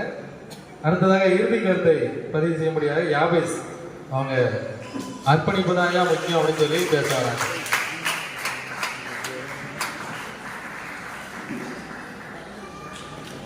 அர்ப்பணிப்பே என்ற தலைப்பிற்கு பேசும்படியாக என்னை அழைத்த சபை ஊழியர் அவர்களுக்கும் நடுவரை அவர்களுக்கும் என்னுடைய நன்றியை கூறுகிறேன். உங்கள் ஒவ்வொருவரையும் வரவேற்கிறேன். அர்ப்பணிப்பு தாயா நம்மளுக்கு கிறிஸ்துமஸ் பண்டிகைக்கு வந்து ரொம்ப முக்கியமானதாக இருக்குது. ஏன் நான் சொல்லுவேன் தெரியுமா? 22ஆம் தேதி நான் செகண்ட் ஷிஃப்ட் பார்த்தேன். நைட்டில் 10 மணிக்கு ஒரு ஃபோன் வருதியா, அதில் என்னை ஃபோன் பண்ணுறாங்க. திரு அருள் சரண் இப்போ பேசினவங்க, அண்ணே வந்துட்டேன்டா, திருநெல்வேலியிலேருந்து வந்துட்டு இருக்கிறேன், என்னை நைட்டு கண்டிப்பாக கூப்பிட்டு போயிரு வீட்டுக்கு அப்படின்னு சொல்லி வீக்கப்புதூரில் நிற்கிறாங்க. நைட்டு பஸ்ஸு கிடையாது. வீட்டுக்கு வந்து சேர்றோம் 11 மணி. வருத வழிக்கு சாப்பிட்டுட்டு ஹோட்டலில் வந்து நிற்கிறோம். சரிண்ணே அப்படின்னு வீட்டில் ட்ராப் பண்ணுறேன். காலையில் பேசுகிறேன், என்ன அப்படின்னு சொல்லி காலையில் உப்புமா வாங்கி வந்து பார்க்குறான். என்னன்னு கேட்டிங்கன்னா, நைட்டில் வந்தவன் விடிய விடிய வீட்டில் அர்ப்பணிச்சு என்ன செஞ்சான், கிறிஸ்துமஸ் பண்டிகையே என்ன செஞ்சான், வேலை செஞ்சான். அது ஆடம்பரமாயா? அர்ப்பணிப்பு தாயா. இந்த கிறிஸ்தவ வரலாற்றுல கூட கிடையாது. இந்த சோழேஸ்வரத்துக்கு யாருமே கேள்விப்பட்டிருக்க மாட்டீங்க. இந்த காலையில உப்புமா வாங்கி கொடுத்து போதா வேலை வாங்கி கொடுத்துருந்தீங்கன்னா சந்தோஷப்பட்டுப்பாரு. இல்லையா, விடிய விடிய வேலை பார்த்துருக்காப்ல தன்னை அர்ப்பணிச்சு வீட்டுல. அன்னைக்கு வீட்டுல வேலை பார்த்தாங்க. கிறிஸ்துமஸ் பண்டிகை அப்படி கொண்டாடி இருக்காங்க. நீங்க கேள்விப்பட்டிருக்கீங்களா? சர்ச்சில் வந்து வேலை பார்த்தாரு. சர்ச்சில் நீங்க நான் வந்து அதுக்கு நான் இருக்கு எனக்கு சொன்னாங்க. அப்படின்னா நான் தான் சர்ச்சுக்கு எல்லாமே டெக்கரேஷன் திங்ஸ் வாங்க போனோம் அப்படின்ட்டு எனக்கு எப்படி தெரியும். ஆனா பின்னாடி வேலை செஞ்ச தம்பிமாரு, சாம்சங், அந்த மற்ற பையன்லாம் பார்த்தீங்கன்னா நைட்ல 1 மணி வரைக்கும் உட்காந்து வேலை செய்வாங்க. அவங்களோட அர்ப்பணிப்பியா, அது ஆடம்பரம் கிடையாது. வீட்டுல எனக்கு அதான் இருந்திருக்கோம் ஐயா, ரவ உப்புமா தான் இருந்திருக்கோம். அதாவது நீங்க வரலாறுல நானே அதை கேள்விப்பட்டதில்லை. எனக்கு எல்லாம் கேட்டோன்னு ரொம்ப ஆச்சரியமா இருந்துச்சியா. அண்ணன் இவ்வளவு அர்ப்பணிச்சிருக்காங்க, வீட்டுல யார் வயசு எனக்கு சாப்பாடு தராங்க. சண்டை புரியுது. நமக்கு ரவ உப்பா கிடந்து அப்படி ஒரு பிரச்சனையில சிக்கல்ல கொண்டு போய் அண்ணன் விட்டாங்க. இவங்க போய் ஆடம்பரத்தை பத்தி பேசிட்டு இருக்காங்க. நம்ம ஆடம்பரமா இருக்க முடியல, அர்ப்பணிச்சு வாழ்ற நிலைமை கொண்டு போய் விட்டாங்க ஐயா. நடுவர்களே, அர்ப்பணிப்பு தான் முக்கியம். அர்ப்பணிப்புலன்னா நம்ம ஒண்ணுமே செய்ய முடியாது. இங்க பாருங்க, நம்மளுக்கு பிறருக்கு கொடுத்து உதவி செஞ்சு அதுக்கப்புறம் தான் நம்ம செய்ய முடியும். எஃப்சி பேசினாங்க, டான்ஸர் கிளாஸ் கொடுப்பது எனது முழு தன்மை, அது நிறைய பேசினாங்க. டான்ஸர் கிளாஸ்னா என்னங்க, அவங்க அர்ப்பணிச்சு கொடுக்கறதுனால தான் முடியும். அவங்க மற்றவங்களுக்கு கொடுக்கறதுக்கு இருக்க போய் கொடுக்குறாங்க, கொடுத்ததுனால தான் மற்றவங்க பயன்படுறாங்க. அது என் முழு தன்மையோடு அர்ப்பணிச்சு அந்த பாட்டை வேற படிச்சு இது பண்ணாங்க. எங்களோட முழு தன்மையை உண்மையா அர்ப்பணிக்கிறோயா? முழு தன்மையை அர்ப்பணிக்கிறோன்னா அவங்களே போய் பாட்டு படிக்க முடியாது. சர்ச்சில் போட்டு நின்று நல்லா அழகா இருக்க பாருங்க, டயோசிஸ் லெவலில் போய் கேம்ல வந்து பிரைஸ் வாங்கிட்டு வராங்க. அதுக்கு என்ன காரணம்? வாலிப பிள்ளைங்க தான் அவங்க காரணம், ஏஞ்சல் காரணம், மற்ற பிள்ளைங்க காரணம். எல்லா காம்படிஷன்ல போனாங்கன்னா ஏதாவது ஒரு பிரைஸை தட்டிட்டு வந்துருவாங்க. சந்தோஷம் தான். அது என்ன காரணம்? பிள்ளைங்களோட அர்ப்பணிப்பு தாயா. அந்த அர்ப்பணிப்பு இல்லைன்னா அவங்க எப்படி ஆடம்பரமா போயிட்டு ட்ரெஸ் மட்டும் போயிட்டு ஏதோ ஒரு சந்தோஷமா ஜாலியா என்ஜாய் பண்ணிட்டு வந்தா முடியாது. முழு ஈடுபாடோட அர்ப்பணிச்சு அவங்க செய்ய போய் தான் அந்த பிரைஸ்களை வாங்கிட்டு வராங்க.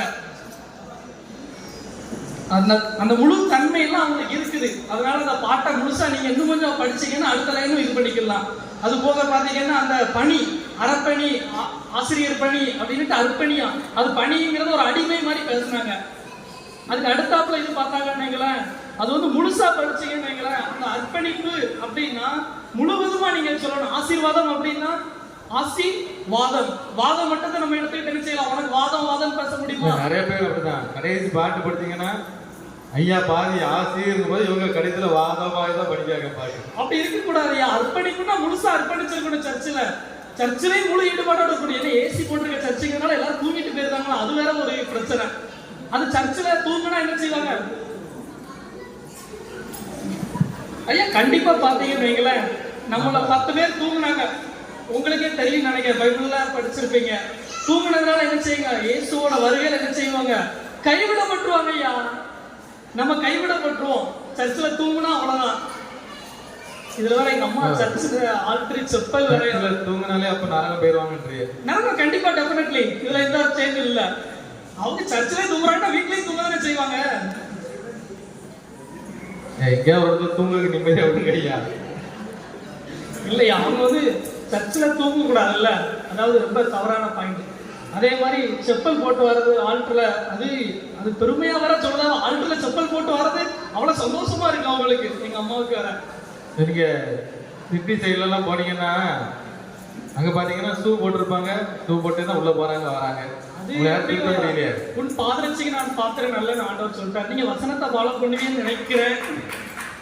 அப்படி இல்லையா? இல்ல போறாங்கன்னு தான் சொல்லுது, நான் போறேன்னு சொல்லல ஐயா. இல்ல அவங்க அதையா நீங்க போய் ஒருவேளை போயிடக்கூடாது இல்ல, அதுக்காக உங்களுக்கும் லைட் ஆகுது. நீங்களும் கலத்தி போட்டுருங்கய்யா. என்னன்னா நானும் அண்ணன் இருக்காங்க. இப்போ ஆடாமரத்துல பேசின நானும் பெங்களூர்ல வந்து பாத்தீங்கன்னா சிவாஜி நகர்ல நம்ம சிஎஸ்ஐ சர்ச் தான். நம்மளுடைய அப்படி கான்கிரிகேஷன் படி தான் சூப்பரா நடக்கும். நாங்க 2 பேர் மட்டும்தான் என்ன செய்வோம்னா, இந்த பெங்களூர் சிட்டில நானு அருளண்ணே ராஜதுரை 3 பேர் தான் நாங்க சிட்டில இருந்துச்சோம். செருப்பை வெளியே கலத்தி போட்டிருப்போம். ஏன்னா அண்ணன் தான் சொல்லுவான், ஏன்னா செருப்பை கலத்திடணும், இங்க எல்லாரும் எப்படி இருப்பாங்க, நீ எதையும் கண்டு. எனக்கு முதல் முறை அங்க போனோடனே அவ்வளவு வருத்தமா இருந்துச்சு. சிட்டி லைஃப்ல இருங்க, ஆனா அது வந்து உங்களுக்கு அது எப்படியோ, ஆனா நம்மளுக்கு அது வந்து என்னது தூரமானதுதான். ஏன் நம்ம சர்ச்சுக்கு எப்படி போட்டு வர முடியுமா? அதெல்லாம் ரொம்ப தவறான ஒரு பழக்கம். ஆண்டவரே தெளிவா சொல்லிட்டாரு, உன் பாதரட்சிக்கு நான் பாத்திரம் அல்ல அப்படின்ட்டாரு. செருப்பு வந்து போடக்கூடாது ஐயா. செருப்பை வெளியே போட்டா குறைஞ்ச விலையில இருந்தா போனா பரவாயில்ல, கொஞ்சம் காசு மேல செருப்பு ஆடம்பரத்துக்கு மேல அது உங்களோட உள்ள நாட்டையா. நீங்க அர்ப்பணிச்சு வாழுங்கய்யா. அது எதுக்கு உங்க ஆடம்பரத்தை அங்க கொண்டு காமிக்கீங்க? செருப்புலதான் ஆடம்பரம் காமிக்கணும்னு அவசியம் இல்லையா. எல்லா இடத்துக்கும் ஒவ்வொரு செருப்பு வச்சிருக்காங்கல்ல. இல்லையா, அது ஆடம்பரங்கிறது போது அது வேண்டாம்யா. அர்ப்பணிப்புள்ள செருப்பா போட்டுவாங்க ஐயா. உங்களுக்கு அந்த செருப்பையே அர்ப்பணிக்க முடியலன்னா நீங்க உங்க ஆத்மாவை தொலைச்சிருவீங்கய்யா. அப்ப செருப்பு போடாம நடங்க ஐயா. கண்டிப்பா. அதனாலதான் புறஜாதிகள் ஒருவேளை பெருகி போறாங்களோ என்னவோ. அதாவது நீங்க சொல்ற கருத்துக்கு என்ன சொல்ல வரேன்னா, ஆண்டவருடைய நிக்கிற இடம் பரிசுத்த பூமின்னு ஆண்டவர் சொல்றாரு. அப்ப அந்த பரிசுத்தமான இடத்துக்கு நம்ம செருப்பு போட்டு போக கூடாது அப்படிங்கிறத நீங்க சொல்றீங்க, சரிதான். ஒருவேளை ஆலயத்து உள்ள போட்டு போறாங்கன்னா அவங்களுடைய மனசுல என்ன இடத்துல போறாங்க தெரியல. அநேக ஆட்கள் அப்படிதான் இருக்காங்க. நீங்க பாத்தீங்கன்னா சிட்டி சைடில் போனீங்கன்னா யாருமே செப்பலை கலத்தவே மாட்டாங்க. காரணம் கேட்டீங்கன்னா மனசுல நாங்க அதை வச்சிருக்கோம் சொல்லிடுவாங்க. நம்ம சோழசேரியே பேசுவோம் ஐயா. ஐயா நம்ம மனசு அப்படின்னா நீங்க உங்க அவங்க எதிரணியில பேசினாங்க ஐயா சிட்டி சைடு அப்படின்னுட்டு. நான் அதுக்காக தான் ஐயா பதில் சொன்னேன். என்னன்னா நான் சொல்லியிருக்கவே மாட்டேன். பெங்களூர் வரைக்கும் தான் இழுத்துட்டு போயிட்டீங்க ஐயா. அவங்க சொல்லிட்டாங்க பட்டி பண்ண முடிஞ்சவங்களும் என்ன சட்டப்பட்டுருங்க. அடுத்து சுவிசேஷ ஊழியத்துக்கு வேற என்ன செஞ்சாங்க, எல்லாரும் அர்ப்பணிச்சுட்டு போறதுனால நினைச்சு ஆடாமரமா ஸ்பீக்கரு மைக்கு கட்டி அப்படின்னு சொல்லி நீங்க பேசிட்டு இருக்கீங்க.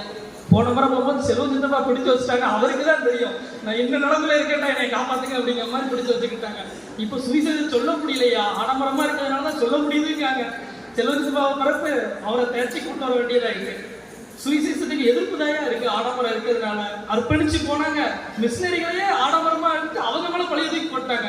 மிஷினரிகள் பாவையா, அவங்க கூழுக்கும் கஞ்சுக்கு வழி இல்லாம தொப்பியில வாங்கி குடிச்சுட்டு அழைஞ்சாங்கய்யா. அதுக்கு போட்டு அவங்கள போய் நீங்க பாவையா அவங்கள போயிட்டு நீங்க எடுத்துட்டு இருக்கீங்க. பிறகு இருளில் இருக்கிற ஜனங்கள் பெரிய வெளிச்சத்தை கண்டார்கள். அர்ப்பணிக்குள்ள வாழ்க்கை தான். நான் கடைசியா என்னோட பாயிண்ட நான் பேச வரேன். அதாவது நம்ம கொடுக்கறதுனாலதான் நாம என்ன செய்ய முடியும், அர்ப்பணிச்சு வாழ முடியும். நம்மளுக்குள்ள இருக்கிறது அப்படிங்கிறது பெருசு இல்லை. ஆடம்பரமா தான் இருக்கிறோம் அப்படிங்கிறதுனால வாழ்க்கை மற்ற விஷயங்கள் அப்படி என்று பார்க்கிறது நம்மளுக்கு வந்து இது இல்லை. பிறருக்கு கொடுக்கிற பண்பு நம்மளுக்குள்ளாக இருக்க வேண்டும். நம்மளுக்குள்ள எவ்வளவு இருக்குது அப்படிங்கிறது இல்லை, நம்மளுக்கு இருக்கிறத நம்மளால ஏன் அளவு நாம் கொடுப்பதற்கு அர்ப்பணிக்க வேண்டும். நம்மளால முடிஞ்ச ட்ரெஸ் கொடுங்க. நம்ம வீட்டில் பிரியாணி செய்றீங்களா, மற்றவங்களுக்கு கொடுங்க. மற்ற ஆடம்பரமான காரியங்கள் இப்போ வந்தா கூட அந்த இதுலயும் ஆடம்பரத்துலையும் மற்றவங்களுக்கு கொடுங்க. அந்த இதை உங்களுக்கு அர்ப்பணிச்சுதான் நீங்க வந்து என்ன செய்ய முடியும், கொடுக்க முடியும். நம்முடைய வாழ்க்கையில நம்ம எல்லாமே பார்த்தோன்னீங்களே, நம்மளுக்கு ஆரம்பம் அப்படின்னாலே கிறிஸ்துமஸ் பண்டிகை ஆரம்பிச்சு அப்படின்னாலே நம்மளுக்கு முதல்ல அர்ப்பணிப்பை எங்க தெரியுமா ஆரம்பிக்குது, நம்ம காதுகளாளர் பள்ளிக்கு செய்யறோம். அது என்னமோ ஒரு இது மாதிரி சொல்றாங்க எல்லாருமே, உண்மையிலே அது ஒரு அர்ப்பணிப்பு தான். அந்த இடத்துல போய் நில்லுங்க. என் ஃப்ரெண்டு நான் அங்க போய் ஸ்டேட்டஸ் எடுத்து போடுறது அது என்னைத்தான் சொன்னாங்கன்னு நான் நினைச்சுக்கிட்டேன். ஸ்டேட்டஸ் எடுத்து போட்டுன்னு என் கம்பெனில காது கேளாத பையன், காது கேட்காது வாய் பேச மாட்டாங்க. அவரோட மனைவி பாத்தீங்கன்னா தென்காசி கோர்ட்ல ஒர்க் பண்றாங்க, டைப்பிஸ்டா ஒர்க் பண்றாங்க. அவங்களுக்கு காது கேட்காது வாய் பேசாது. என்னை பார்த்தோன்னே அவங்க ரொம்ப கண்டிப்படி சந்தோஷப்பட்டாங்க. நான் அதை சொன்னேன், எங்க சர்ச்சில் இருந்து எனக்கு விவரம் தெரிஞ்ச நாள்ல இருந்து காலகாலமா செஞ்சுட்டு இருக்காங்க அப்படின்னு சொல்லி சொன்னோன்னே அவன் ரொம்ப சந்தோஷப்பட்டான். உங்களை மாதிரி செய்ததுனால என்னோட ஒய்ஃப் நல்லா இருக்காங்க, நாங்க நல்ல இதுல இருக்கிறோம், மாற்றுத்திறனாளியா இருந்தாலும் நாங்க சந்தோஷப்படுதோம், மகிழ்ச்சிப்படுதாங்கய்யா. இது ஆடம்பரம் இல்லை, எங்களுக்கு ஒரு அர்ப்பணிப்பாதான் தோணுது. லெப்ரசி ஹோம் நீங்க வந்து பாத்தீங்கன்னா, நம்ம லெப்ரசி ஹோம் நான் எனக்கு விவரம் தெரிஞ்சப்பறம் இப்பதான் ஸ்டார்ட் பண்ணது. அங்கேயும் போய் நம்ம செய்யறோம். நான் வந்து கல்லூரி படிக்கும் போது லெப்ரசி ஹோம் எங்க கல்லூரியில இருந்து கூப்பிட்டு போயிருக்காங்க. அந்த பிரேசன் மூலமா கூப்பிட்டு போய் அங்க போய் நடத்துவாங்க. அங்க போய் அப்பவே நான் பார்த்துருக்கிறேன். அந்த இடத்துல போய் பாத்தீங்கன்னா நம்மளுடைய சர்ச்சில் இருந்து டிபிசி குடும்பத்துல இருந்து ஒரு பெட்டை ஸ்பான்சர் பண்ணியிருப்பாங்க. அது அவங்களோட அர்ப்பணிப்பு தான். நாமளும் அந்த அர்ப்பணிப்புக்குள்ள பங்கு பெற்று கிறிஸ்துமஸை ஸ்டார்ட் பண்றோம். அது போக எதோ டெக்கரேஷன் மற்றதுக்கெல்லாம் பொருள் வாங்குறோம், எங்களுக்காக செய்யறோம்னு நினைக்கிறீங்க. நான் எல்லா பக்கமும் சர்ச்சில் எல்லாமே சீரியல் போட்டப்போ எங்க வீட்டுக்கே நான் ரெடி பண்ணுவேன். அர்ப்பணிக்கிறோம் ஐயா, எல்லாருமே அர்ப்பணிக்கிறதுனால தான் நாம செய்ய முடியும். கிறிஸ்துமஸ் பண்டிகை என்பது எல்லாரோட அர்ப்பணிப்பும் அதுக்குள்ள இருக்கும். நீங்க கூட பாருங்க, உங்க ஃபேமிலி பிள்ளைங்க தம்பி மாதிரி எல்லாம் வந்திருக்கீங்க. உங்க எல்லாரும் அர்ப்பணிச்சுதாயா வந்திருக்கீங்க, ஆடம்பரத்துக்கு வந்திருக்கீங்க. இங்க வந்து ஆடம்பரத்துக்கு ஒண்ணுமே இல்லை, அர்ப்பணிக்க போய் தான் வந்திருக்கிறோம் ஐயா. அர்ப்பணிப்பே அப்படின்னு சொல்லி தீர்ப்பு கொடுக்கும்படி கண்டுபிடிக்கிறேன். நன்றி, வணக்கம். மிக அற்புதமாக பேசினாங்க யாபேசுவாங்க. இப்போ நம்ம வந்து இறுதியான வேலைக்கு வந்துட்டோம். 10 பேர் மிக சிறப்பாக கிறிஸ்து பிறப்பினுடைய பண்டிகையினுடைய முக்கியத்துவம், ஆடம்பரமே அர்ப்பணிப்பேன்னு சொல்லி மிக சிறப்பான வாதத்தை 10 பேர் வச்சாங்க. நீங்கள் நல்லா கேட்டுக்கிட்டே இருந்தீங்க. அனைவரும் தங்களுடைய கருத்தை மிக சிறப்பாக எடுத்து கூறினாங்க. டைம் பார்த்தீங்கன்னா ரொம்ப வேகமாக நிறைய நேரம் போயிட்டுது. எல்லாருடைய கருத்தையும் நான் இடையிலே என்ன பண்ணிட்டேன், என்னென்ன சொன்னாங்கன்னு சொல்லிட்டேன். இறுதியாக நிறைவு கருத்தை சுருக்கமாக சொல்லிடலான்னு ஆசைப்படுறேன். இருந்தாலும் பார்த்தீங்கன்னா கிறிஸ்து பிறப்பினுடைய இந்த பண்டிகை இன்னைக்கு உலகம் முழுசும் எப்படி கொண்டாடப்படுது அப்படின்னு பார்த்தீங்கன்னா, நிறையா நம்ம செய்தித்தாள்களில் மீடியாக்களில் பார்த்தோம்னா பல லட்சங்களை செலவழித்து ஆடம்பரமாக என்ன செய்தாங்க, கொண்டாடி அது எல்லா உலக நாடுகளுக்கும் என்ன செய்யுது, அந்த வாட்ஸ்அப் மூலமாக, யூடியூப் மூலமாக, மற்றும் சமூக வலைத்தளங்கள் மூலமாக அனுப்பப்படுது. அப்படி அனுப்பப்படுறது மூலமாக தான் இன்னைக்கு உலகம் முழுசும் இந்த கிறிஸ்துமஸ் பண்டிகை கொண்டாடப்படுதுன்னு சொல்லி இந்த அணியினர் ஆடம்பரமே அப்படின்னு சொல்லி எடுத்து வச்சாங்க. அது மட்டும் இல்லை, இந்த கிறிஸ்துமஸ் பண்டிகை வந்து பல ஆடம்பரமான வண்ணமயமான விளக்குகள் மாத்திரம் அல்ல, பல வகையான உணவுகள். இன்னைக்கு என்னெல்லாமோ உணவு வந்துட்டு வெளிநாட்டில் பார்த்தீங்கன்னா அவங்க குளிர் பிரதேசத்தில் சாப்பிடக்கூடிய உணவை நம்ம என்ன செய்யறோம், சாப்பிட்டுக்கிட்டு இருக்கோம். அவங்கெல்லாம் நிறைய குளிர் -டிகிரி இருக்காங்கன்னு சொல்லி கோட்டு மாட்டிருக்காங்க. நம்ம என்ன செய்யறோம், ஆடம்பரம் சொல்லி கோட்டு மாட்டிக்கிட்டோம். இப்படி அநேக காரியங்களை ஆடம்பரமா மற்றவங்களை பார்த்து என்ன செய்யறோம், கொஞ்சம் கொஞ்சமா நம்ம என்ன செய்யறோம், மாறிக்கிட்டு வரோம். இந்த கிறிஸ்து பிறப்பினுடைய பண்டிகை வந்து எல்லா விதத்திலையும் அது மகிழ்ச்சி தரணும் அப்படின்னு சொன்னா அது அர்ப்பணிப்பு தான் சொல்லி இந்த அணியினர் சிறப்பாக எடுத்து கூறினாங்க. எல்லாரும் நீங்க கேட்டுட்டே இருந்தீங்க. கிறிஸ்து பிறப்பின் அந்த மகிழ்ச்சி வந்து பண்டிகையினுடைய முக்கியத்துவம் வந்து ஆடம்பரத்துல தான் இருக்கு அப்படின்னு சொல்லி தீர்ப்பு கொடுக்கலன்னா இங்கிருந்து விட மாட்டாங்க போல அப்படி எல்லாரும் பேசினாங்க. இருந்தாலும் நீங்க எல்லாம் பார்த்துட்டே இருந்தீங்க. கிறிஸ்து பிறப்பினுடைய இந்த பண்டிகையினுடைய மகிழ்ச்சி ஒவ்வொருவருடைய வாழ்களும் எங்க இருக்கு அப்படின்னு சொல்லி நம்மளே சிந்திச்சு பார்க்கணும். ஏன்னு கேட்டீங்கன்னா, வசதியா இருக்கவங்க எல்லா விதமான ஆடம்பரமான காரியங்களையும் செய்வாங்க. அவங்களே சொன்னாங்க, எல்லாரும் எங்க போவாங்க, திருநெல்வேலிக்கு போய் ட்ரெஸ் எடுக்க போவாங்கன்னு சொல்லி. ஏழை மக்கள் எங்க எடுப்பாங்க, என் பக்கத்தில் இருக்க நிறைய தான் நினைச்சவங்க போயிருப்பாங்க, அப்படித்தானே? அநேக நேரம் பார்த்தீங்கன்னா நம்ம கிறிஸ்துமஸ் பண்டிகை உலகம் முழுசும் கொண்டாடப்படுவதற்கு ஒரு காரணம் அநேக விளம்பரங்கள் தான். அது மாத்திரமல்ல பழமை என்ன செய்யுது, மாற்றப்பட்டு கொண்டே இருக்கிறது. கிறிஸ்துமஸ் பண்டிகை பார்த்தீங்கன்னா கிறிஸ்து பிறந்து முதலாவது கொண்டாடப்பட்டது அது சாஸ்திரிகள், மேய்ப்பர்கள், அந்த ஜனங்கள் எல்லாரும் என்ன செய்தாங்க, மகிழ்ச்சி அடைந்தாங்க. ஆனால் பார்த்தீங்கன்னா அது 300 வருஷம் கொண்டாடவே இல்லை. ஏன்னு பார்த்தீங்கன்னா ரோம பேரரசால அது என்ன செய்யுது, அடிமைப்படுத்தப்பட்டு அவங்களால என்ன செய்ய முடியல, கொண்டாட முடியலை. கிறிஸ்துவுக்கு பின்பு 342 ஆண்டுகளுக்கு பிறகுதான் கிறிஸ்துமஸ் பண்டிகை கொண்டாட முடிஞ்சது. அப்போதான் ஜூலியஸ் என்கிற ஒரு போப் என்ன செய்தாரு, அதை அறிமுகப்படுத்தி கிறிஸ்துமஸ் விழாவை கொண்டாட வச்சாரு. 300 ஆண்டுகளுக்கு பிறகு ரோம பேரரசு என்ன செஞ்சதுன்னா, கிறிஸ்தவர்கள் என்ன செய்தாலும் நீங்க உங்களுடைய சமய பண்புகளை பண்பாடா பின்பற்றலாம் சொல்லி ஒரு உரிமை கொடுத்தாங்க. ஆக கிறிஸ்துமஸ் பண்டிகை வந்து அந்த எளிமையா தோன்றினது. முதல்ல பாத்தீங்கன்னா அந்த கிறிஸ்துமஸ் பண்டிகையில கொண்டாட்டங்கள் மனிதர்களை கொண்டு நடந்துச்சாங்க.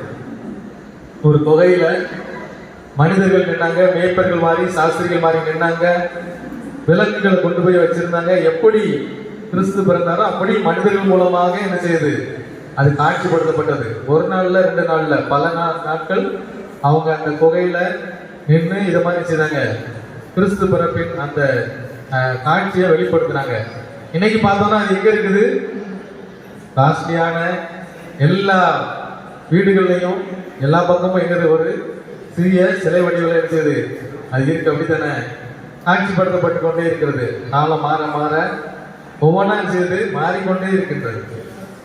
அது மாத்திரமல்ல, கிறிஸ்து பிறந்த இந்த பண்டிகையில அநேக காரியங்கள், நட்சத்திரங்கள், அது மாத்திரமல்ல சாஸ்திரிகள் வந்தது, சாண்டா கிளாஸ் சொன்னாங்க, அந்த கிறிஸ்துமஸ் தாத்தா வந்தது, எல்லா காரியங்களும் கொஞ்சம் கொஞ்சமா நவீனமயம் ஆக்கப்பட்டு கொண்டே இருக்கிறது.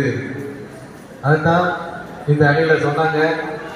அதுல அநேக நேரத்தில் பார்த்தீங்கன்னா ஆடம்பரமா கொண்டாடுறது தான் யார் விரும்புதா, மக்கள் எல்லாம் நினைச்சிருக்காங்க, உலகமே விரும்புது. ஏன் எல்லாரும் கிறிஸ்துமஸை கொண்டாடுறாங்க, அதை காட்சிப்படுத்தப்பட்டு ஆடம்பரமா வெளிப்படுத்த போவதை நினைச்சிருக்காங்க, எல்லாருமே அதை கொண்டாடுறாங்க. இப்படி கொண்டாடி அது மூலமா தான் அந்த உலகமே அதை கண்டுகொண்டது அப்படின்னு சொல்லி ஒரு அணியினர் சொல்லியிருக்காங்க. அடுத்தல பார்த்தீங்கன்னா இந்த அர்ப்பணிப்பு அப்படிங்கிறது முதலாவது அருமையா ஆசிரியர் சொன்னாங்க, ஆண்டவர் இந்த உலகத்துல பிறந்ததே ஒரு பெரிய அர்ப்பணிப்பு அப்படின்னு சொல்லி, இயேசுவானா நமக்கு முன்மாதிரிய ஆட்டி சென்றிருக்கிறார் அப்படின்னு சொல்லி. மார்ட்டின் லூதர்னு ஒருத்தர் இருந்தாரு. அவர் ஒரு நாள் ஆலயத்துக்கு போயிட்டு வரும்போது அந்த ஆலயத்துக்கு வெளியில ஒருத்தர் என்ன செய்தார், குளிர்ல நடுங்கி கொண்டே இருந்தார். அவர் நடுங்கி கொண்டிருக்காருன்னு சொல்லிட்டு இவர் கொடுக்கறதுக்கு மேல எதுவுமே இல்லை. அவருடைய கோட்டை என்ன செய்தாரா, கலத்தி அந்த ஏழை மனிதனுக்கு கையில கொடுத்தாராம். அந்த ஏழை மனிதன் அங்க உட்கார்ந்து யாசகம் கேட்டுக்கொண்டிருந்தார். அவரை பார்க்க மிகவும் அவருக்கு வருத்தமா இருந்துச்சு. தன்னுடைய கையில ஒண்ணுமே இல்லை, தன்னுடைய கோட்டை என்ன செய்தார், மேலாடைய கலத்தி கொடுத்துட்டு அப்படியே வீட்டுக்கு போனாரு. அவருக்காக அவர் பரிதவிச்சாரு, அவர் மேல கரிசனை கொண்டாரு. இரவுல தூங்கிட்டே இருந்தாரு. திடீர்னு ஒரு காட்சி அவருக்கு தோன்றிச்சது. அந்த காட்சியில பிரகாசமான வெளிச்சத்தை பார்த்தாரு. அந்த வெளிச்சத்தின் மத்தியில ஒரு நல்ல அழகிய முகத்தை பார்த்தாரு. அந்த அழகிய முகத்துல அவர் அணிந்திருந்த ஆடை எதுன்னு கேட்டீங்கன்னா, அவர் கலத்தி கொடுத்த அந்த மேலாடைய அவருடைய கனவுல பார்த்தாராம், தரிசனத்துல பார்த்தாராம். அப்போதான் அவர் உணர்ந்தாரு, நம்ம யாருக்கு கொடுத்தோம், இயேசுக்கே கொடுத்துருக்கோம் அப்படின்னு சொல்லி உணர்ந்தாராம். அவர் ஏழையான மனுஷனுக்கு அவர் அங்கே கலத்தி கொடுத்ததை எங்க பார்த்தாரு, அவருடைய தரிசனத்துல பார்த்தாராம். அநேக நேரத்துல அர்ப்பணிப்பு அப்படிங்கிறது நம்ம கிட்ட இருக்கவங்களுக்கு, அநேகர் கஷ்டப்படுறவங்களுக்கு நம்ம கொடுத்து உதவணும், அப்படிப்பட்ட ஒரு மனப்பக்குவம் நம்ம இடத்துல இருக்கணும் அப்படின்னு சொல்லி இந்த அணியினர் சிறப்பாக எடுத்து வச்சாங்க. அர்ப்பணிப்பு அப்படிங்கிறது தன்னையே கொடுக்கிறது அப்படிங்கிறதையும் அநேக கருத்துக்களை எடுத்து கூறினாங்க. இந்த நாளில் தீர்ப்பு சொல்லணும், நேரம் ஆகிட்டே இருக்கு. அநேக நேரத்தில் நம்ம செய்தியெல்லாம் கேட்டிருக்கோம், நிறையா நம்முடைய பட்டறிவையும் நம்ம சில உணர்ந்திருக்கிறோம். இந்த நாளில் கிறிஸ்து பிறப்பினுடைய பண்டிகையின் முக்கியத்துவம் வந்து அநேக ஆடம்பரங்களால இந்த உலகத்துக்கு தெரியப்படுத்தினாலும் இந்த ஆடம்பரத்தினால உலகமே அதை கொண்டாடினாலும் அர்ப்பணிப்பு இல்லை அப்படின்னு சொன்னா இந்த பண்டிகை வெறுமை தான். அதனால ஒருவேளை எவ்வளவுதான் இவங்க மிரட்டினாலும் அர்ப்பணிப்பு அப்படிங்கிறது கண்டிப்பா தேவை அப்படின்னு சொல்லி கிறிஸ்து பிறப்பின் பண்டிகை முக்கியத்துவம் அர்ப்பணிப்பே அர்ப்பணிப்பே என்று சொல்லி என்னுடைய உரையை முடிக்கிறேன். நன்றி.